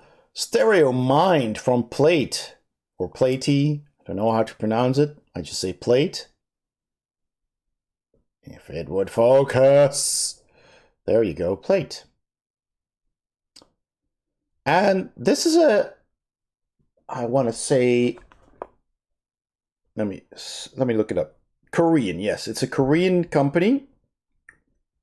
They make some really interesting games. That's one of the things I love about Spiel, is that you find companies from all over the world. Japan, Korea, China, just, you know, that's usually publishers you don't see that often, because the only way you would find games from those countries is if they were picked up by a local or European company and then localized, you know, translated and then sold here. And usually they come in a different package or maybe even a completely different title.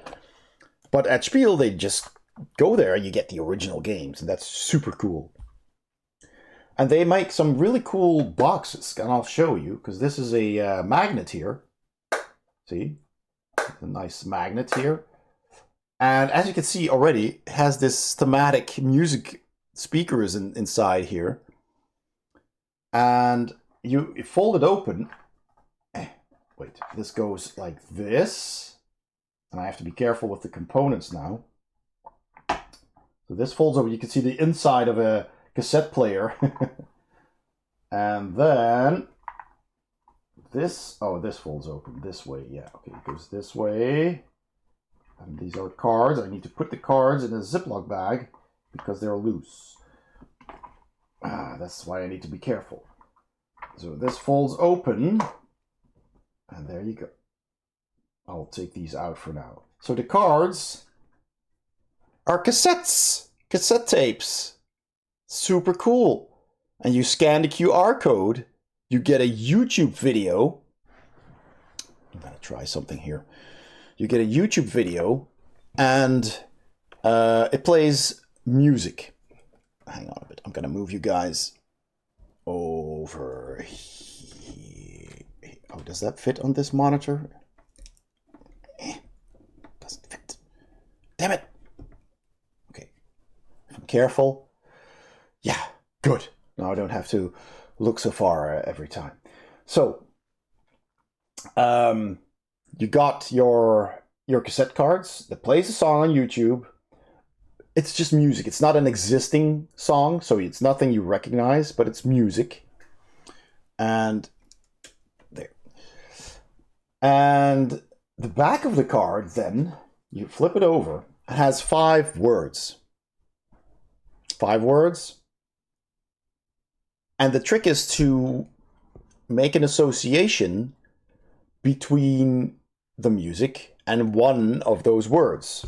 And then you take your dial and you put it on the number that you associate it with, you know, the word. So fries, for example, would be 2. So I put my dial on 2 secretly, and then all the players who have chosen, they reveal their dials. And if you all have the same number, you score points. You score the card. Which is, of course, going to be difficult with multiple players. But you can play this with 2 players as well. We played it with 2 players, and we actually got a lot of them the same, which is crazy. Because it's not easy. You hear some music and you're like, yeah, how am I going to associate that with food, or with sea creatures, or with transportations? You know, but somehow you have to think of something. Somehow your mind makes a decision, and it's really strange how often you'll have people with the same associations. That was really crazy playing this. I liked it. So that's Stereo Mind, and all of the Platey games come in boxes like this. So you have an L-shaped board, which is the box. But this one, of course, just has some illustrations because this is a part of the game. But they have different games where the inside of this box is the board. So this is the play board. And inside the box is the pieces, of course. So I find that super, super clever. So you fold that together again, like that, and everything's inside. And this game has a slot here, which you can push in, and you can put your smartphone in there. So you have a stand for your smartphone, which then plays the music. It's just very clever. They thought about this. I like it. So that was pretty cool. And they also have Stereo Mind, other way around, the classical edition, which obviously has classical musical pieces instead of modern music or all kinds of genres. So that as well, that's pretty cool. And they also gave me Moonleap, which is another one of those boxes. And this does have the game board inside. When you fold it open, you can see it here. L-shaped game board with spots on it and the little meeples inside. Come on, camera. Do me a favor. There you go.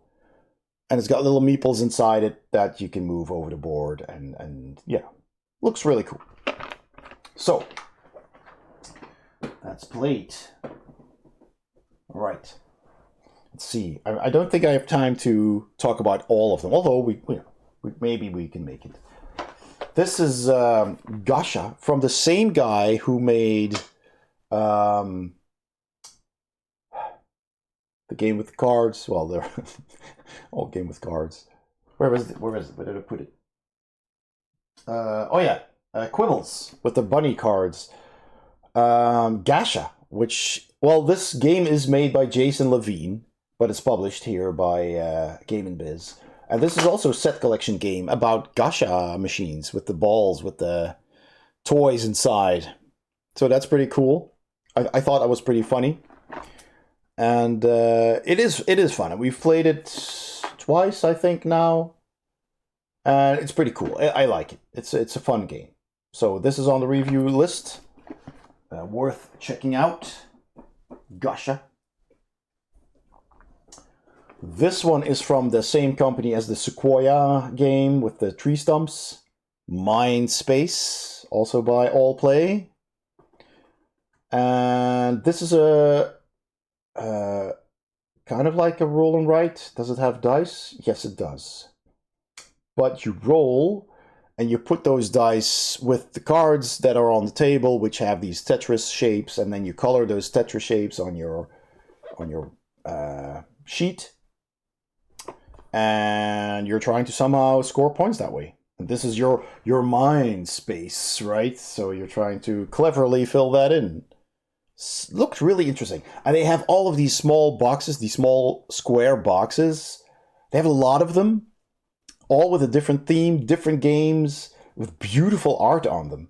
I like the art a lot in these series. And that's also something that attracted me to their booth.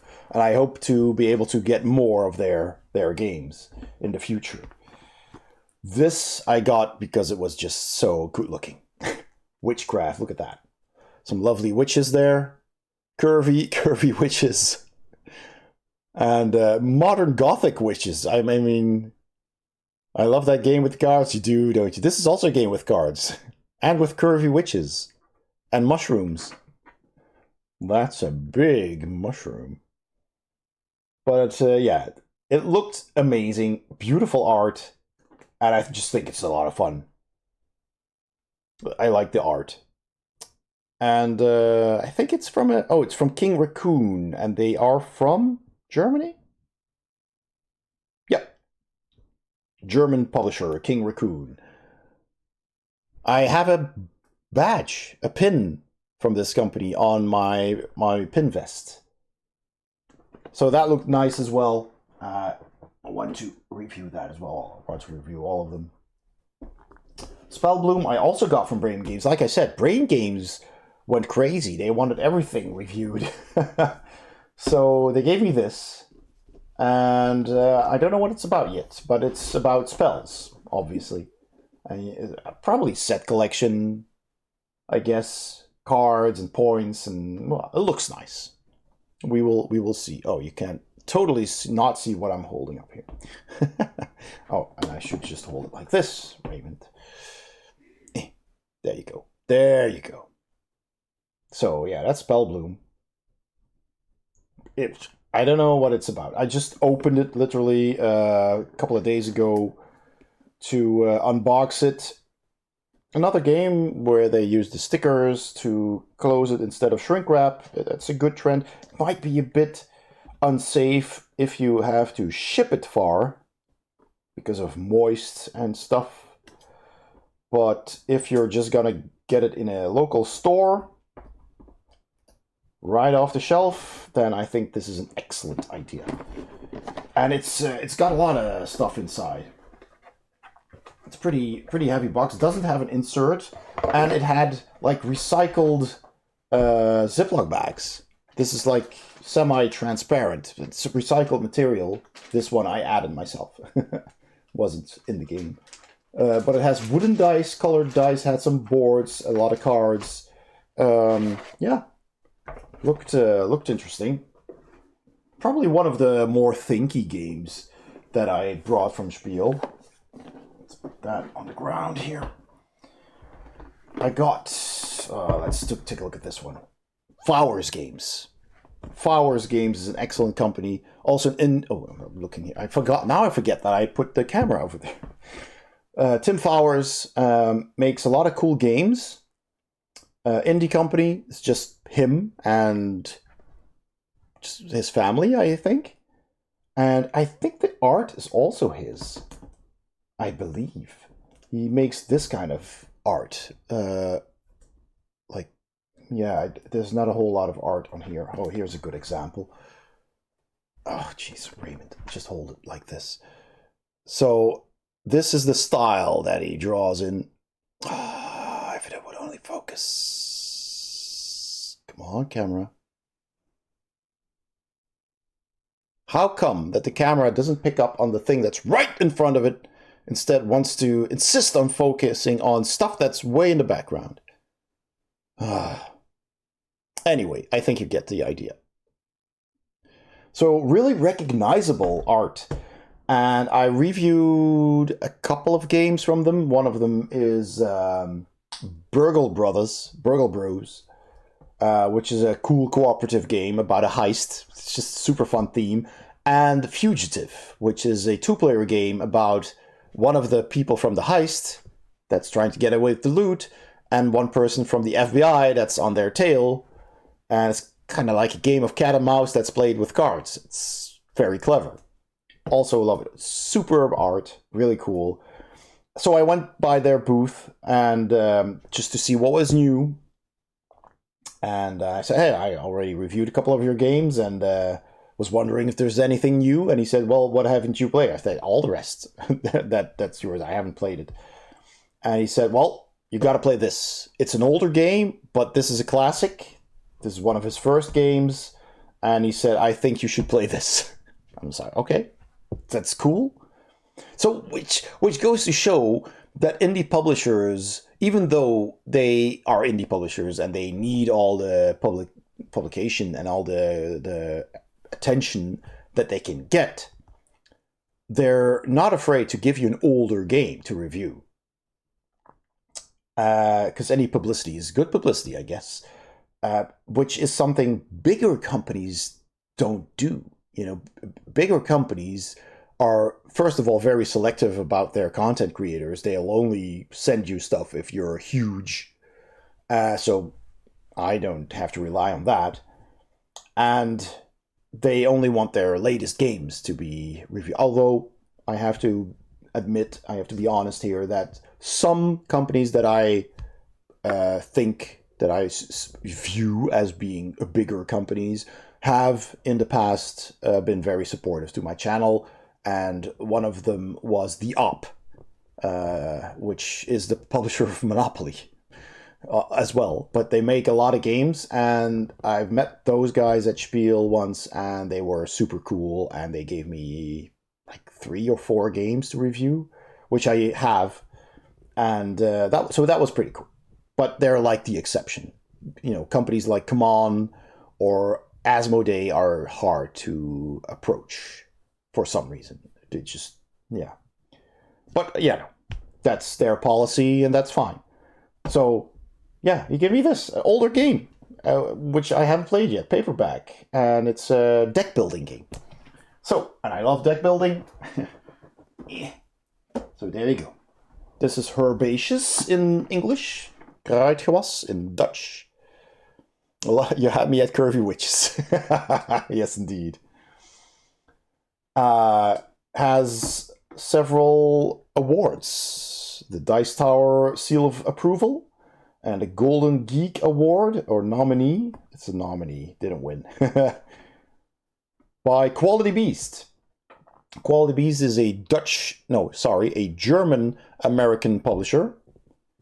Also indie publisher. 2 people. The man is American, the woman is German.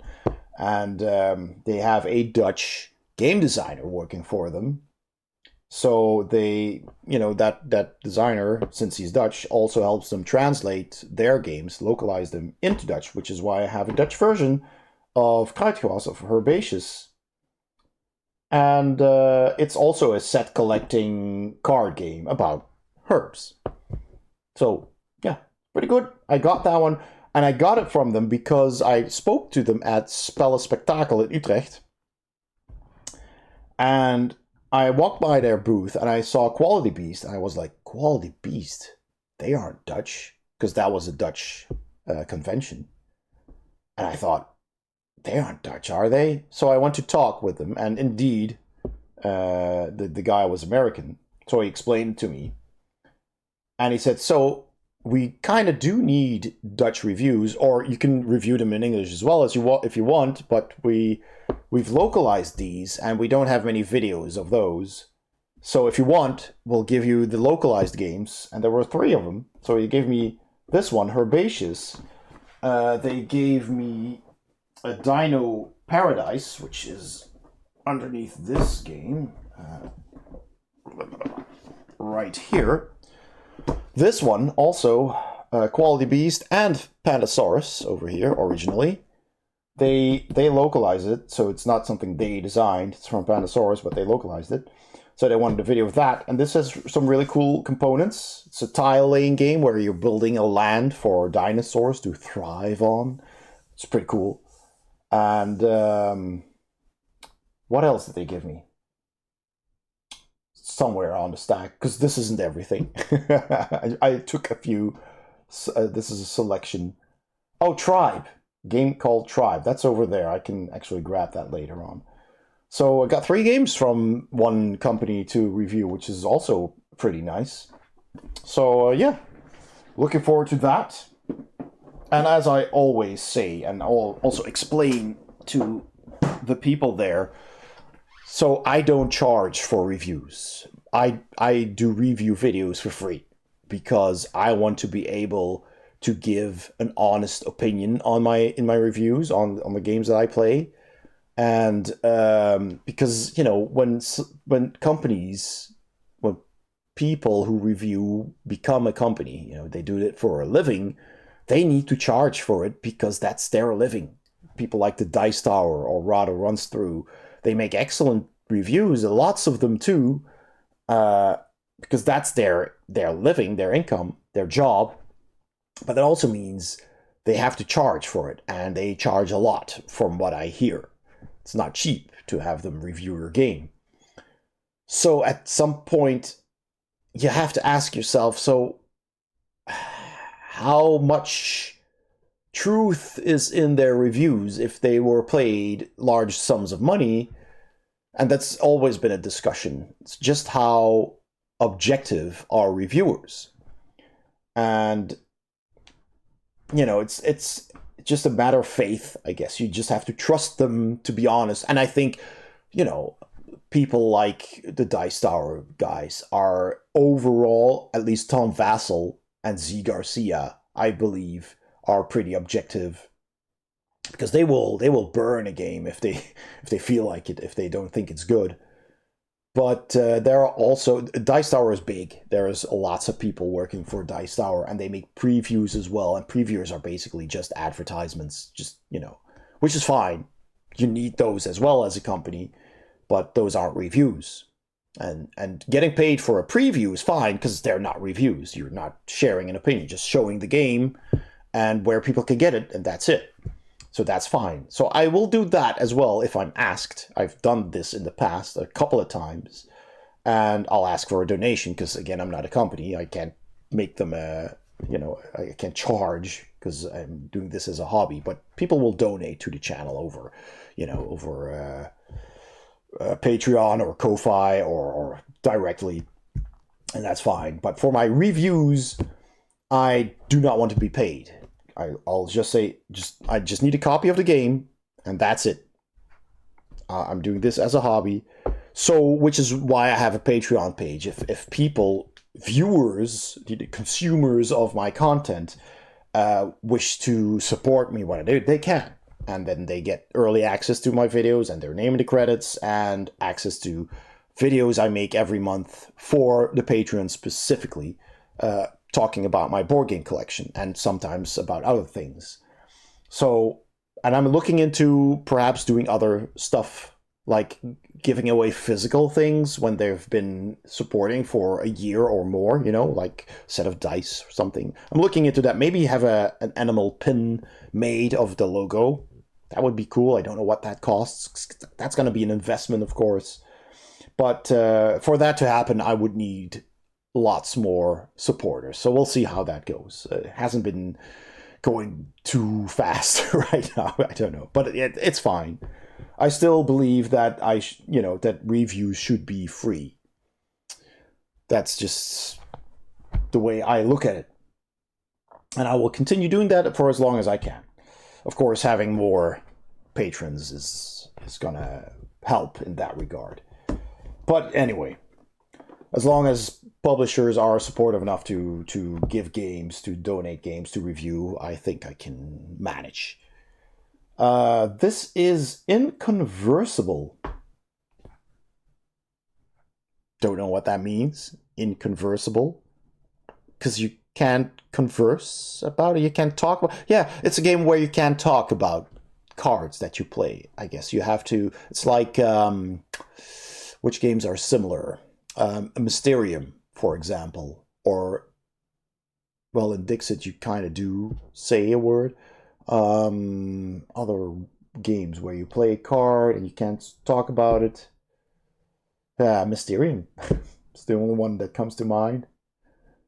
But yeah, you kind of also have to. There's a grid of cards, and again, these people were from. This is Underdog Games also from Korea. I think so. Well, it's made in China, but so are a lot of games. I think this is Korean. But they put a sticker on parts of the box, so I can't really see. But I think if anybody is good at reading Korean or I think this is Korean, right? It looks Korean to me. Anyway, so I didn't really catch the entire explanation of how the game is played, but it looked like you have this grid of cards, and you have to put cards next to it to indicate. Oh yeah, like Similo. Similo is a good example of a game that works similarly. So you put down a card that either has something in common or not with the row or the column where you place the card, and then the other players have to remove cards that either do or don't match. And it's the idea is that only one card is left, I believe. And it has to be the correct one, otherwise you lose. So it's sort of like cooperative gaming, but one player cannot speak about the cards that they are playing, that the hint that they have, which is why it's called inconversible, I guess. And it might actually just be very much like in like Similo. Only in Similo you also have like 16, I think also 16 cards, but you can remove any cards anywhere. And here it's like rows and columns. Maybe that's the only difference. So I have one version where the card has to be similar, and another version where the card has to be dissimilar from the cards on the table. I think that's the difference here. And one of them is inconversible. Does it have a subtitle? It does in Korean, so I don't know what it says. Is that actually the same? No. Wow, this is no. I honestly can't tell. But there's two versions of this, and the art looks really cool. So yeah, looking forward to playing that. I might do a separate unboxing of these because they look really cool. All right. So what else do we have here? Kapow! Superhero game. Let me just put these to the side for now. So I can move this here. Boom. Kapow. Game in I have two versions. This is volume 1. There it says volume 1. And there's also volume 2, which I also got from the publisher Wise Wizard Games. Make excellent games. They also make Hero Realms, review on my channel, Star Realms, and well, several other games, but those are very well known. And I really like Hero Realms. It's a competitive deck building game with a fantasy theme. Star Realms is basically the same, but with a sci-fi theme. And they made this where it's 1 versus 1, so it's a 2-player game. I think it doesn't play in teams. Let's see. No, it's 1 or 2 player. You can even play this solo. But you get a privacy screen that you put in front of you, and in the inside of that screen are basically all the rules and all the dice and what everything does. You get a bunch of dice, and you get a blank die, or 2 blank dice, or 3 even, I believe. A number of blank dice. And they are engineered in such a way that you can build your dice. Yeah, there's 3 each, I believe, like this. You have all of these plastic faces with icons on them, and you can put them on your die. So every turn you can like change your dice, or get new sides, new faces, put them on the die, and your die will get stronger every time, and you can adjust. And you roll dice to deal damage, of course, to your opponent. Basically, that's what you do. And it looked really cool. And of course, you need to take away hit points, and the person who gets knocked out first loses. Really fun theme. I love dice rolling, so I'm looking forward to trying and reviewing this as well. Kapow! Also one of the bigger games that I was given, and actually I was given this a long time ago, because they sent out emails to their content creator mailing lists asking who was interested in reviewing Kapow. So I replied, and this was well before Spiel. So I replied and said, yeah, sure, that looks really cool. I love dice games. I also like Dice Throne, if you know that game. It's excellent. And they said they had shipped it, but never arrived. And so I met them at Spiel, and I told them, so have you shipped it? Because it never arrived, and I would feel bad if it got lost, because, it's a pretty big game. And they said, well, no, you're not the only one who asked, because apparently the person working for them doing all the PR and the shipping had to take time off because of personal problems or family problems, something like that, and couldn't finish their workload. So stuff got left.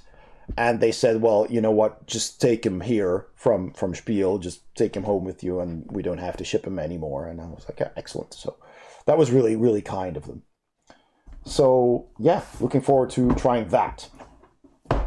Marvel United, I guess this is a pretty well-known game. I think many of you perhaps already know it. Is a cooperative game where you're playing the Marvel heroes fighting against a number of villains. And it has some really cool chibi miniatures in the box.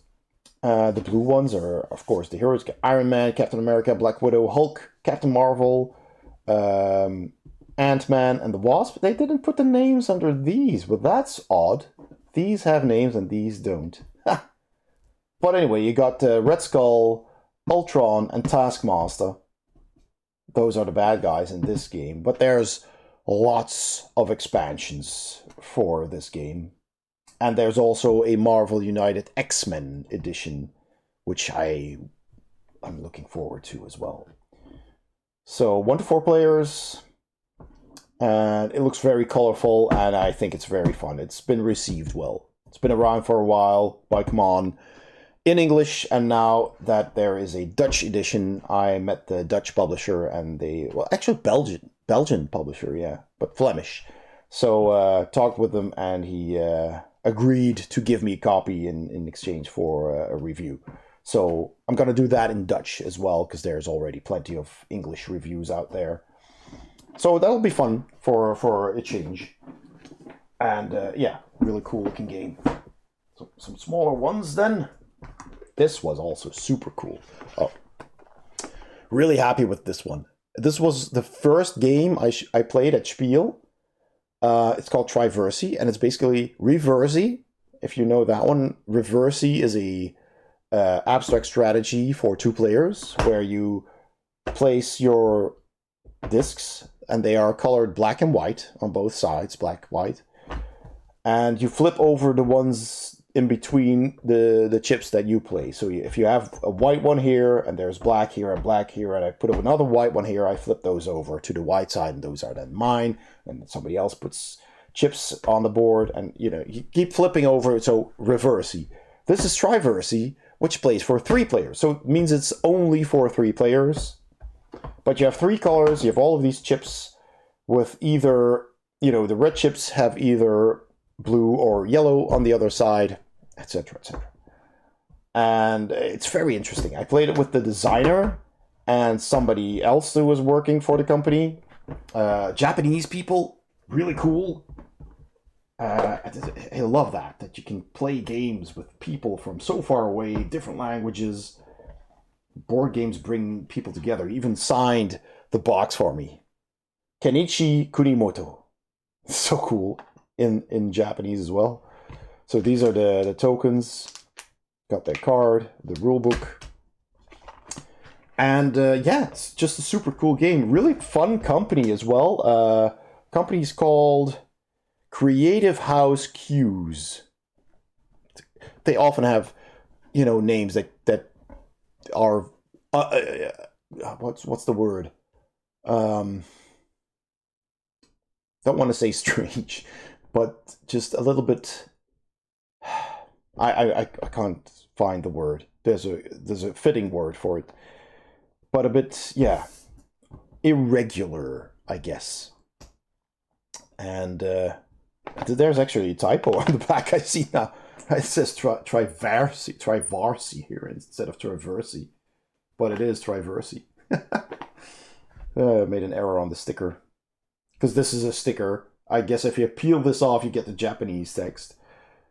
But yeah, really cool. And this company, so if you want to look up Creative House Cues on Instagram, they're on Instagram, just type CQS, I think CQS Games, or _ games. And they were so friendly and so cool, and that I got to play the game with them, and they gave me a copy to review, which I will in due time. And I already posted some shots on Instagram, and I also have shots of this in the, I think it was in the video. I also have an album on my Facebook page with the pictures I took.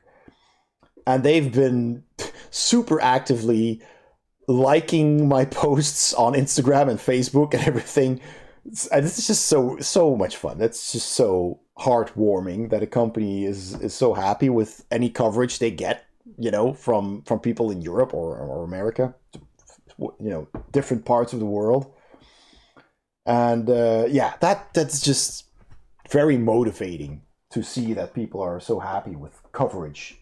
Whoa, it's gonna fall over. Oh no. Okay. Stay. Okay. I've not been stacking these very safely. Does this fit here? That fits there. All right. So yeah, cool. We got another company that's pretty awesome. Loosey Goosey Games from Germany,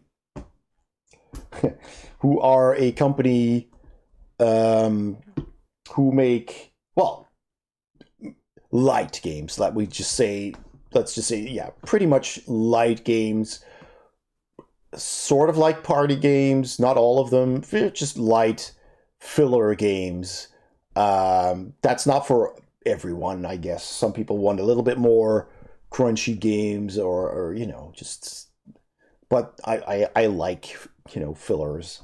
I love having a game that you can play in 5 to 10 minutes in between sometime, or on your breaks. And these guys make some really fun thematic games. I've already reviewed a couple of them.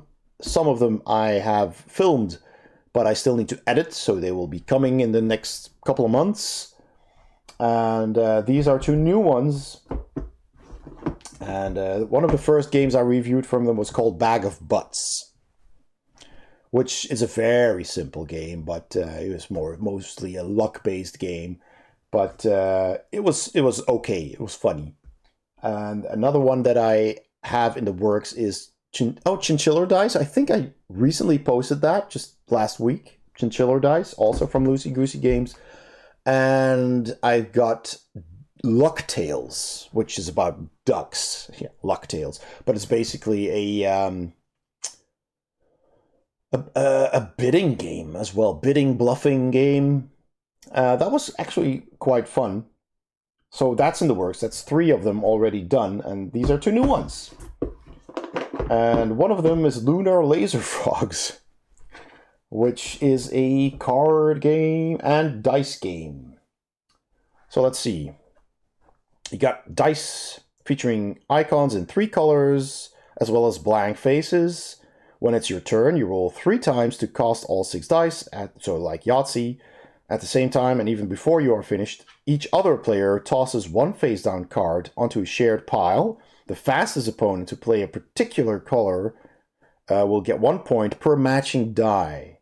However, if you do not roll a particular color at all, it will be lasered onto every die and suddenly be worth 6 points. You know, if that already tells you what the heck.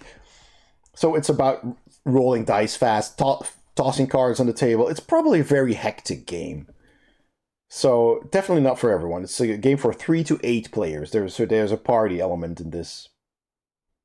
It's just silly fun. And I like that. I like the presentation as well. Hey, Amiga Cami, welcome in.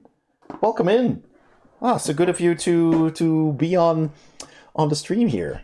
Hail! I was just talking about my Spiel Essen loot, the board games, and it's a huge. And this isn't even everything. I've already covered about 30 games, I think. I brought 47 games and expansions. Some of them were expansions, but 47 like separate titles from Spiel back home, and all except one or two of them were donated by the publishers to get reviewed on my channel, which, you know, blows me away every time. I'm so grateful for that. It's just so cool. And a couple of them I just bought because I wanted to have it, and or expansions that I wanted for games that I already have. And I've also been to a Belgian and a Dutch convention about the time of Spiel. One was before and one was after. And I brought, you know, a handful of games there back home as well. So I must have about, I think in total, about 55 games to review. So if I review one game a week, I'll have coverage for an entire year. So, yeah, that's pretty cool. And I realize I used to have captions. And I don't have captions. Oh, did you have captions? I mean, Cammy, is there a way that you can watch the stream with captions? Because Oh, you use your own captions. Okay, good. I just realized. I used to have them, but they stopped working. But I did see Mr. STJ post a short on Instagram about new captions. So I should watch that video and set it up again. At least 90% of streams don't have them, so I need my own solution. Yeah, I can imagine. I used to have captions, but they weren't super accurate. So I would have some funny words in between the captions now and then. And I had to manually activate them on a website because it was an external website, and I had to go there and log in and then turn on captions because I'm streaming now, and then it was a hassle. So I hope Mr. STJ will have a better solution for me. So anyway, welcome in, and I hope you're doing well. Surfosaurus Max is also a game from Loosey Goosey Games, which is, what was this about? They got suits. 7 suits of cards with values 1 to 12. But the higher the card, the fewer victory points they have. And when it's your turn, play a single hand card and draw a new one immediately. Once the right number of cards has been reached, the one strongest possible combination out of all the cards played by all the players wins. So it's about combinations. If you contributed a card to the winning combination, you get to score it. Yeah, so like a trick-taking game. It's sort of like a variation on trick-taking. With a quirky theme, as always, from Loosey Goosey. Surfosaurus Max with very bright neon colors. So yeah, another fun, quirky game to look out to. This is one I bought. Lux. I don't need to review this one. I just bought it because I wanted it. It's a solo game where you're an astronaut on a broken down spaceship that's being pulled into a black hole. And you need to fix your ship and get out of there. And basically your ship is a deck of cards with all kinds of systems on the cards. So you draw a card. It says, hey, this and that is broken. And you need to, I think, play cards or roll dice and do things, manage your resources, basically, to get your ship working again, parts of your ship working again. It's like, you know, the spinning plates, where you have to keep up as many plates as you can, but probably not all of them. All of the systems will be working perfectly as long as they just don't break down. Then you'll be fine, right? And if you manage to keep them all spinning in the air long enough till the deck of cards runs out, then you're out of there. but if some point you can't escape anymore, well, then the black hole consumes you and you've lost. But I like that concept, but I also really like the artwork. It looks a bit comic book like, right? The graphic novel style. And so I just wanted to have it. So I just bought it. There you go. And the final ones that I'll talk about before I probably should. Well, there's a couple more I can grab. Tucana Builders is a tile laying game that is basically the sequel to Trails of Tucana. Yeah, Trails of Tucana was a roll and write game, which, well, not roll and write means you have dice, you roll the dice, and you have to fill in stuff on a sheet. This was a draw and write game where you draw a card, and you look at the card, and you do what it says, and then you fill in something on your island. You had an island with hexagons,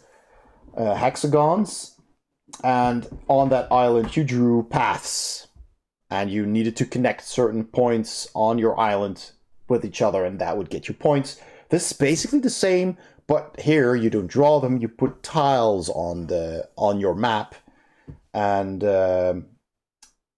yeah, so the idea is more or less the same, but it plays a little bit differently, and bigger components, obviously. So this is new, originally by Aporta Games, localized in Dutch by Jumping Turtle Games, and they asked if I wanted to review this, and it looks really nice and colorful, and I like the concept, so yeah, I said, yes, please. So that was good. This one is also pretty cool. Big game, big box. Avalam, let me put it there. It's an abstract strategy game. This is basically the board. It's as big as the box. I can actually just show it because it's not that... doesn't have that many components.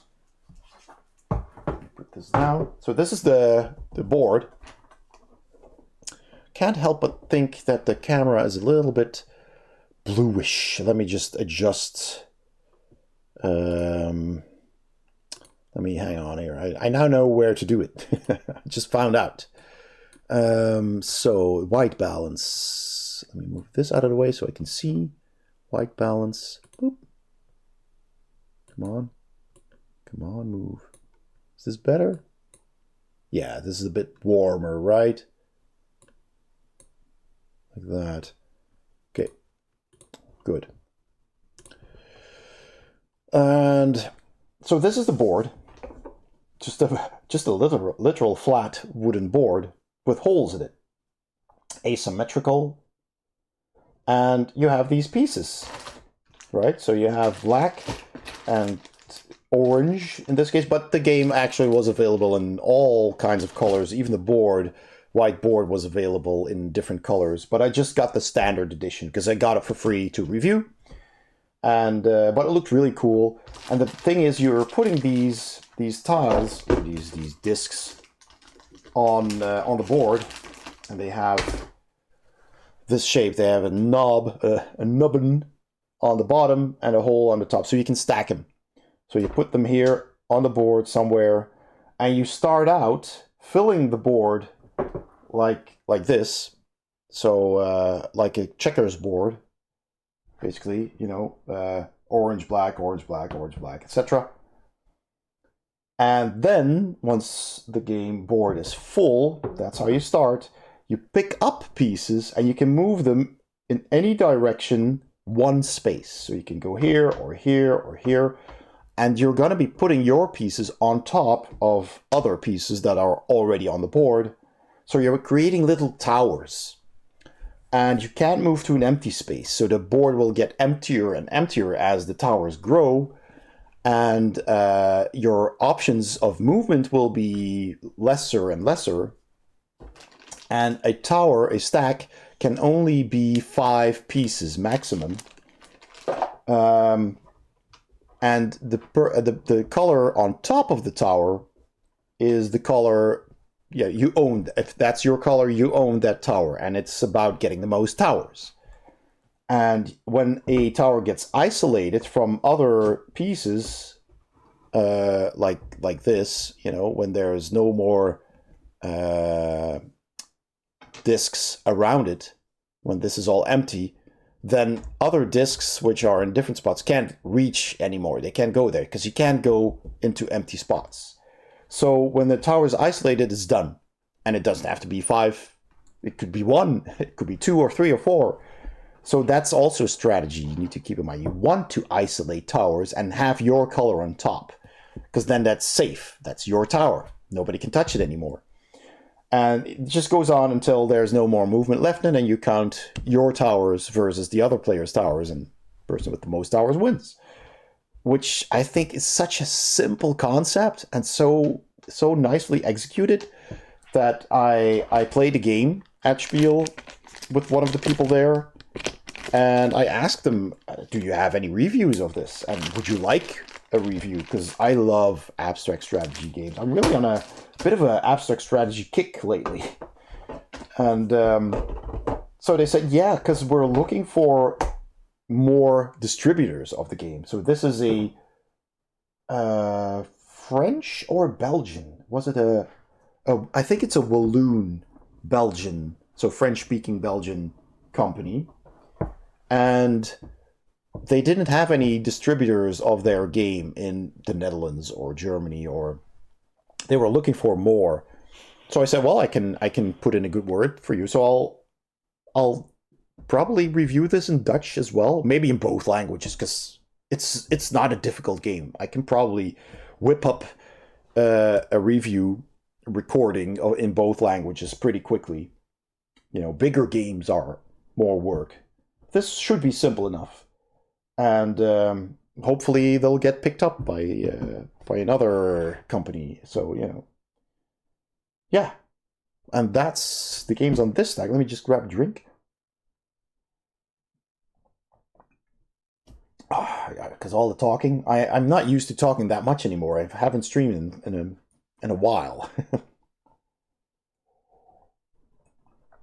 All right, let me grab just a couple of other titles to show you.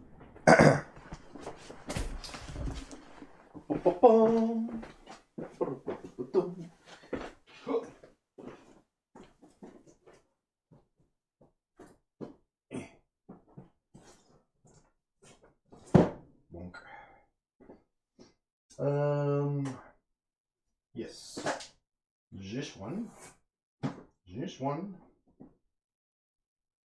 Okay.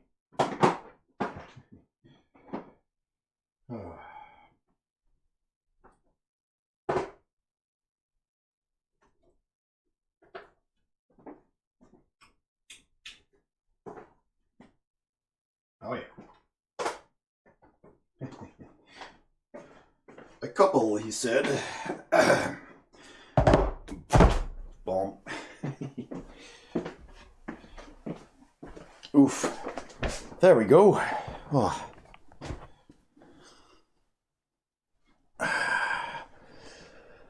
All right, let me catch up with the chat here. Oh, I'm behind. So, I got a little bit of a flashing eye problem. Don't know if you've ever had that. As a kid, I used to have migraines, and I'm a bit light sensitive. So when I look into light too long or screen, I get this kind of like kaleidoscope vision, you know, like flashing kaleidoscope colors that just are there in front of my vision, which makes it hard to read stuff. And I used to have migraines because of that as a kid, like really bad headaches. Now, fortunately, I don't have that anymore.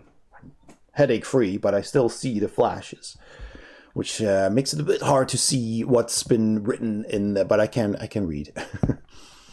So let me see. Has it only been 30? 30 what, Kazandar? Did I miss, or have I said something that I just forgot again? 30. What was 30? I don't know.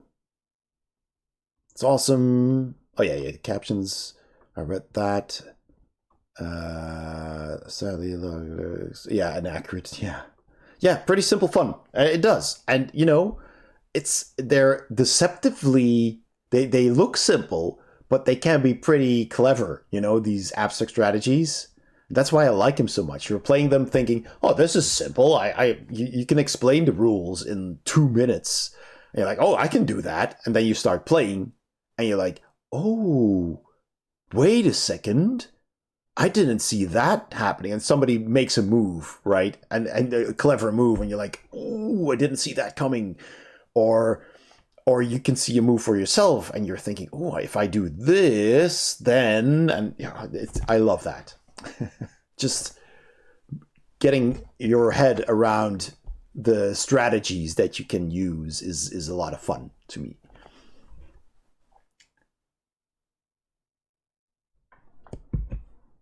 All right, since it's not 10 p.m. here yet, I'll continue with a few more games.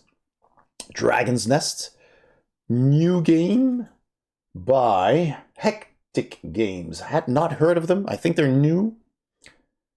Hectic Games, it says so here as well. Imported by El Fuego, by Slovenska. Slovenia. And let me just read that up close if I still can. Dragon's Nest is a game of fast logic in which you bundle up eggs together with the players adjacent. Oh, right, yes. You've got your left and your right player, and you're making a nest of eggs in between your left and your right player. So you have 2 nests, and they are adding cards to those nest eggs, to those nests as well, but you have certain victory conditions.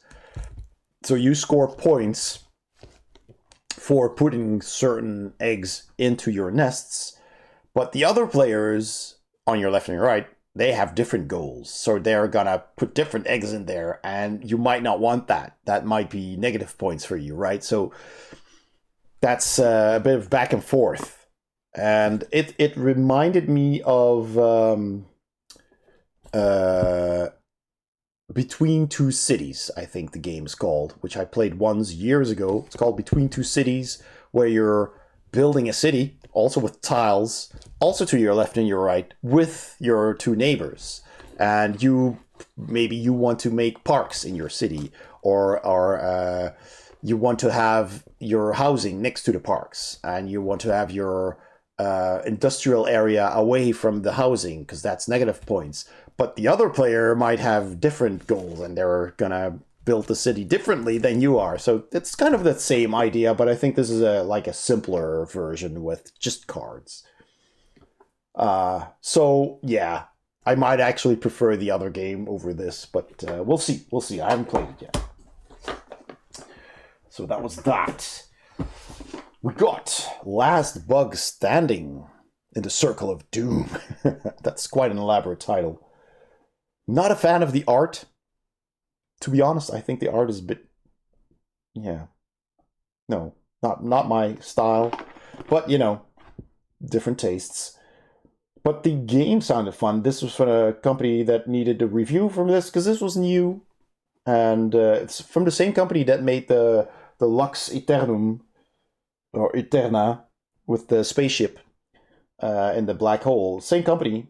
And this is basically a bit of a programming game where you've got a vehicle, you're exploring, I guess. You got a vehicle on a grid, and you're programming your vehicle to move over that grid, and where you land, that determines whether something moves on a circle. You've got a circle of tokens with all kinds of little monsters, insects, basically, big insects, big bugs, and your vehicle will gather them or something, of species. I don't know, your explorers or your scientists, and I only got a brief explanation, but in any case, you're removing creatures from that circle of creatures, and one of those creatures is your mascot or something. The creature that you want to have the most of, because that's points.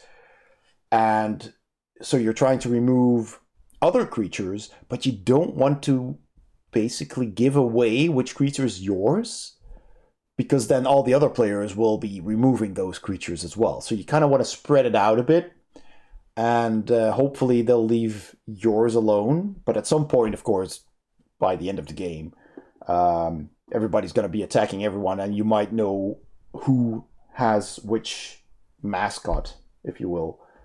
So, yeah, it sounded okay. And I agreed on doing a review, so that's on the list as well.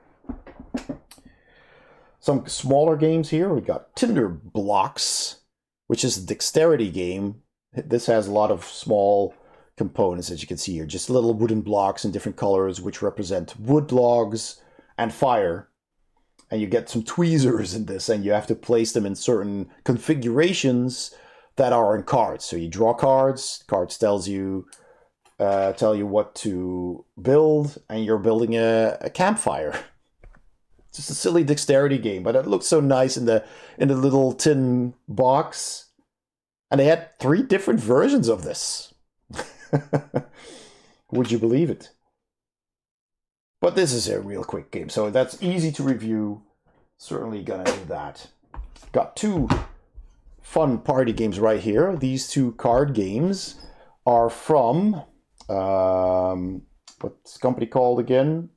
Design X Play. Also from Korea, I believe. Doesn't say, but I believe they were also from Korea. Super friendly people. And this is basically, there's 2 different versions of the game. One is about art, one is about music. They have cards. Is this open? Yes, I can. Oh, I cannot show you, but I can remove the shrink wrap, I guess, if I can get my nails underneath that plastic. Let me just use... Can I use a pen? Not really. But anyway, you get a bunch of cards. You put all of them on the table. I feel I came at the right time, Rush Pirate. Welcome in, welcome in, welcome to the stream. I hope you're doing well. You're actually at the end. I've gone through almost my entire pile of loot from 3 different gaming conventions. One of them, which was Spiel in Essen in Germany, which is the biggest board gaming convention in the world.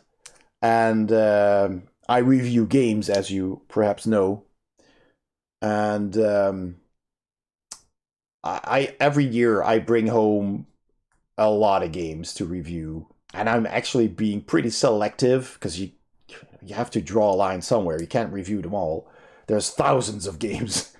So I'm pretty selective, and I prepare myself by looking at what's new before I go there, and then I have a map of all the halls. There are like 6 huge convention halls filled with publishers from all over the world. And I just talk to the ones that I think have games that interest me. And usually they'll happily give you games to review, because they know my channel and people like what I do, which is very rewarding. And yeah, it's just so much fun. And I love talking to them and, finding out what's new and doing interviews and doing posts on Instagram, and then eventually reviewing the game proper on YouTube. So here we go. This is one of the games. So I played this. You got all of these. Oh, wait, this side. So here it says Moonlight Sonata, Beethoven. It says Emperor's Waltz by Johann Strauss. It says Autumn by Vivaldi, The Four Seasons. So basically there's a visual representation of classical music, which in itself is pretty impressive by the artists. I mean, that's takes some imagination.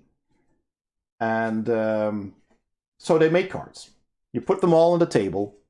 There's an app, and the app, every turn, it plays a song randomly.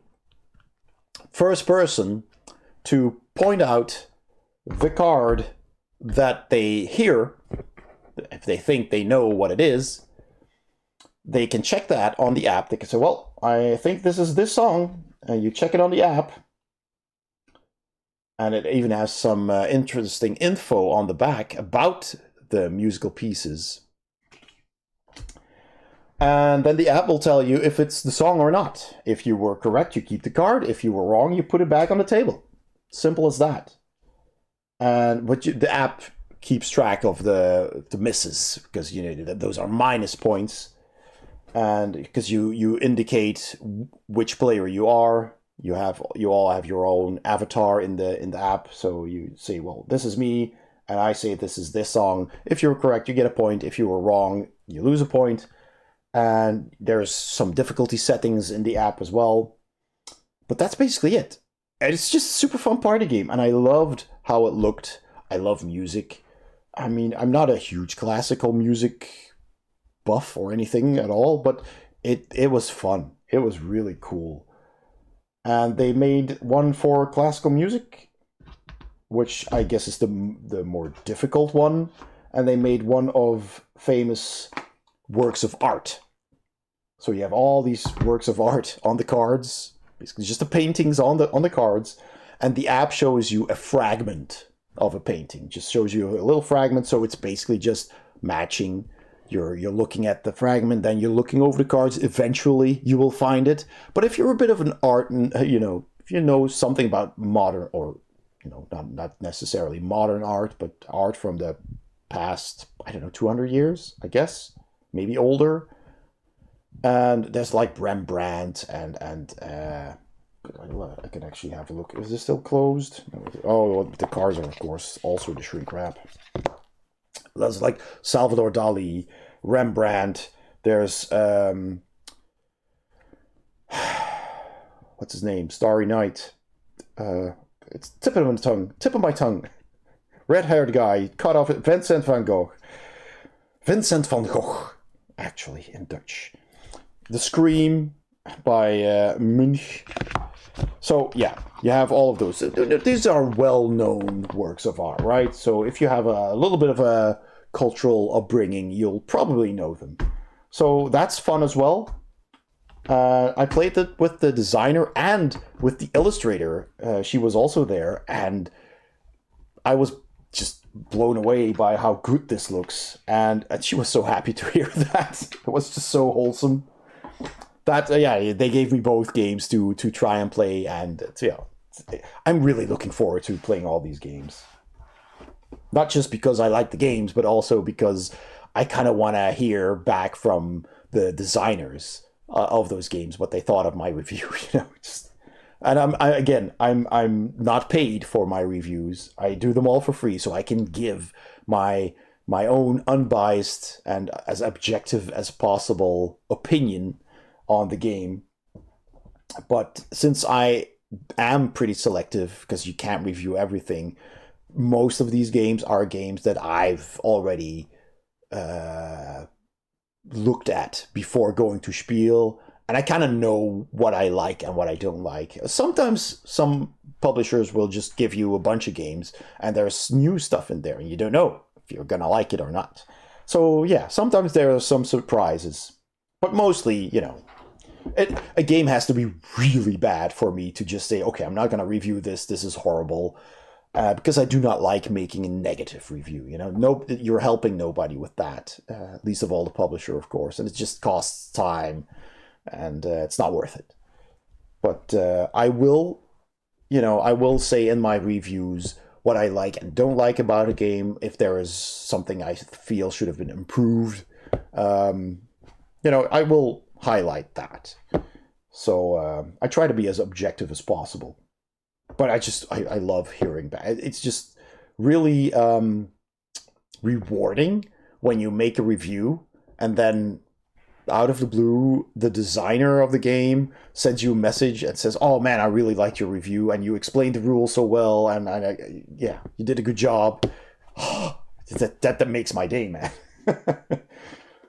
So this is Beacon Patrol, which is a very zen tile laying game. It's reminiscent of Carcassonne, but it's not competitive. It's cooperative. So, that's new. That sounded interesting. Pandasaurus Games published this. It's something I really want to try as well. I'll probably put this high on my stack. And finally, the flip and write Snake by Suncore Games. Also a fun company. They have some pretty cool titles, interesting titles. And I think this is one of their lighter ones. Again, you draw a card and you draw something literally on a pad. Let's see what it says. It says, "Welcome to Snake, the entertaining flip and write game for the whole family. Snake your..." Oh yes, it's like the old-fashioned video game Snake, where the snake grows when it eats apples, and you can't eat your own tail. What else does it say? Snake your way through different... That's a very strange way to cut off a word there. TH-ROUGH. Okay. Snake your way through different locations using acquired skills, eat lots of fresh apples, and grow up to be the longest snake. But be careful not to bite yourself and get eliminated. So it's basically the board game of the classic video game. It's silly enough. But yeah, it looks really nice. Nice artwork, nice components. So we have that as well. So yeah, there's a lot of games that I will be reviewing in the coming year. I'll be busy for a while, which is excellent. That is just... I just want to really appreciate that for a moment. That there's companies out there that are super supportive when you're a content creator, reviewer, and that even though my channel isn't that big, I'm very close to 2,000 subscribers, which is a milestone for me. I do get a lot more views. If everybody who watched even one of my videos, or just skips through it even, all of that gets registered by YouTube. If they would all subscribe, I would have like 30 to 40,000 subscribers. But for some reason, only a small percentage of all the people who visit your channel subscribe. And I get that. You don't want to subscribe to everything you watch on YouTube. And sometimes you just want to look up how to play a game and that's it. I get that. And there's hundreds of reviewers of board games out there. So you're not going to subscribe to all of them. But, sometimes you think just a little more. But even when your channel is relatively small, most publishers I talk to are just so supportive, and I just want to say thank you to all those publishers and game designers for doing that, because it's because of them that these channels exist, and people can give their honest review, and that helps other people make a decision whether a game is for them or not, if that's what they're looking for. So yeah, okay, let me just put the webcam back to where it was so I can turn around again. Put my little plushie back on the monitor. My plushies. All right. So let's head back to the cam here. Back, yeah, indeed, it is not mirrored in all the scenes. Excellent. So that was biggest part. I'm gonna turn off the light here because it's pretty bright. Oh, I lost a screw. I got a screw loose. There we go. Voila.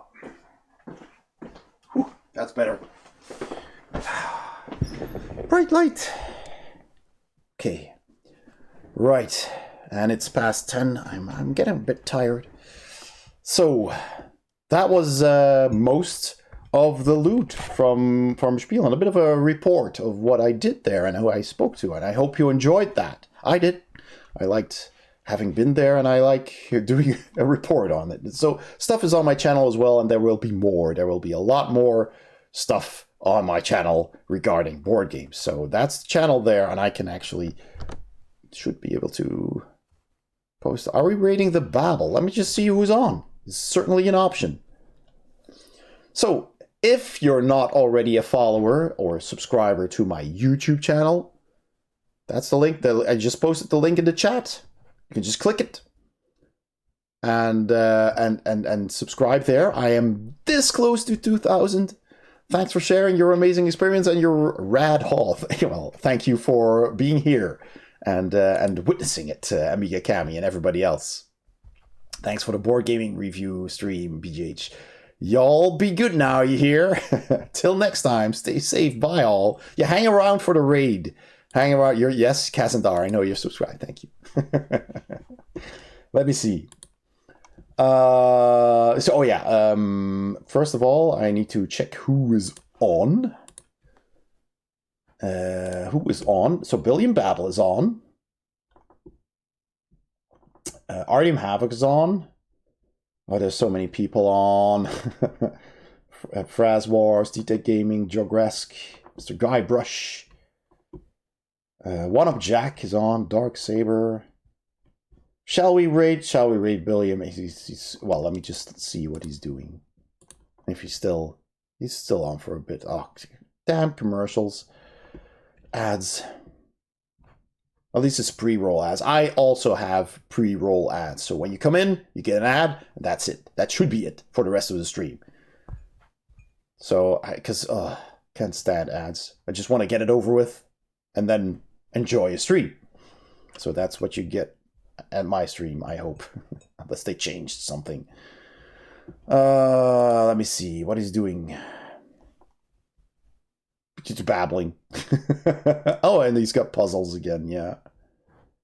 He's been up for an hour and a half, so he's probably gonna be doing more stuff. Let's see who else is on. Is Angel on? No. Yes. Is Angel on? Why is it not showing? Let me refresh this page. I just opened this. No, Angel is not on. It just went off, I guess. Yeah, Hazemaker. Oh, it's always a rough decision to pick, because I love them all. Love them all. All right, let me see my list here. William Babel, I rated them 6 times already. I should actually put dates in that list so I know who I rated, last or long ago. Because, Fraz War, I haven't rated Fraz in a while. And I've only rated Fraz twice.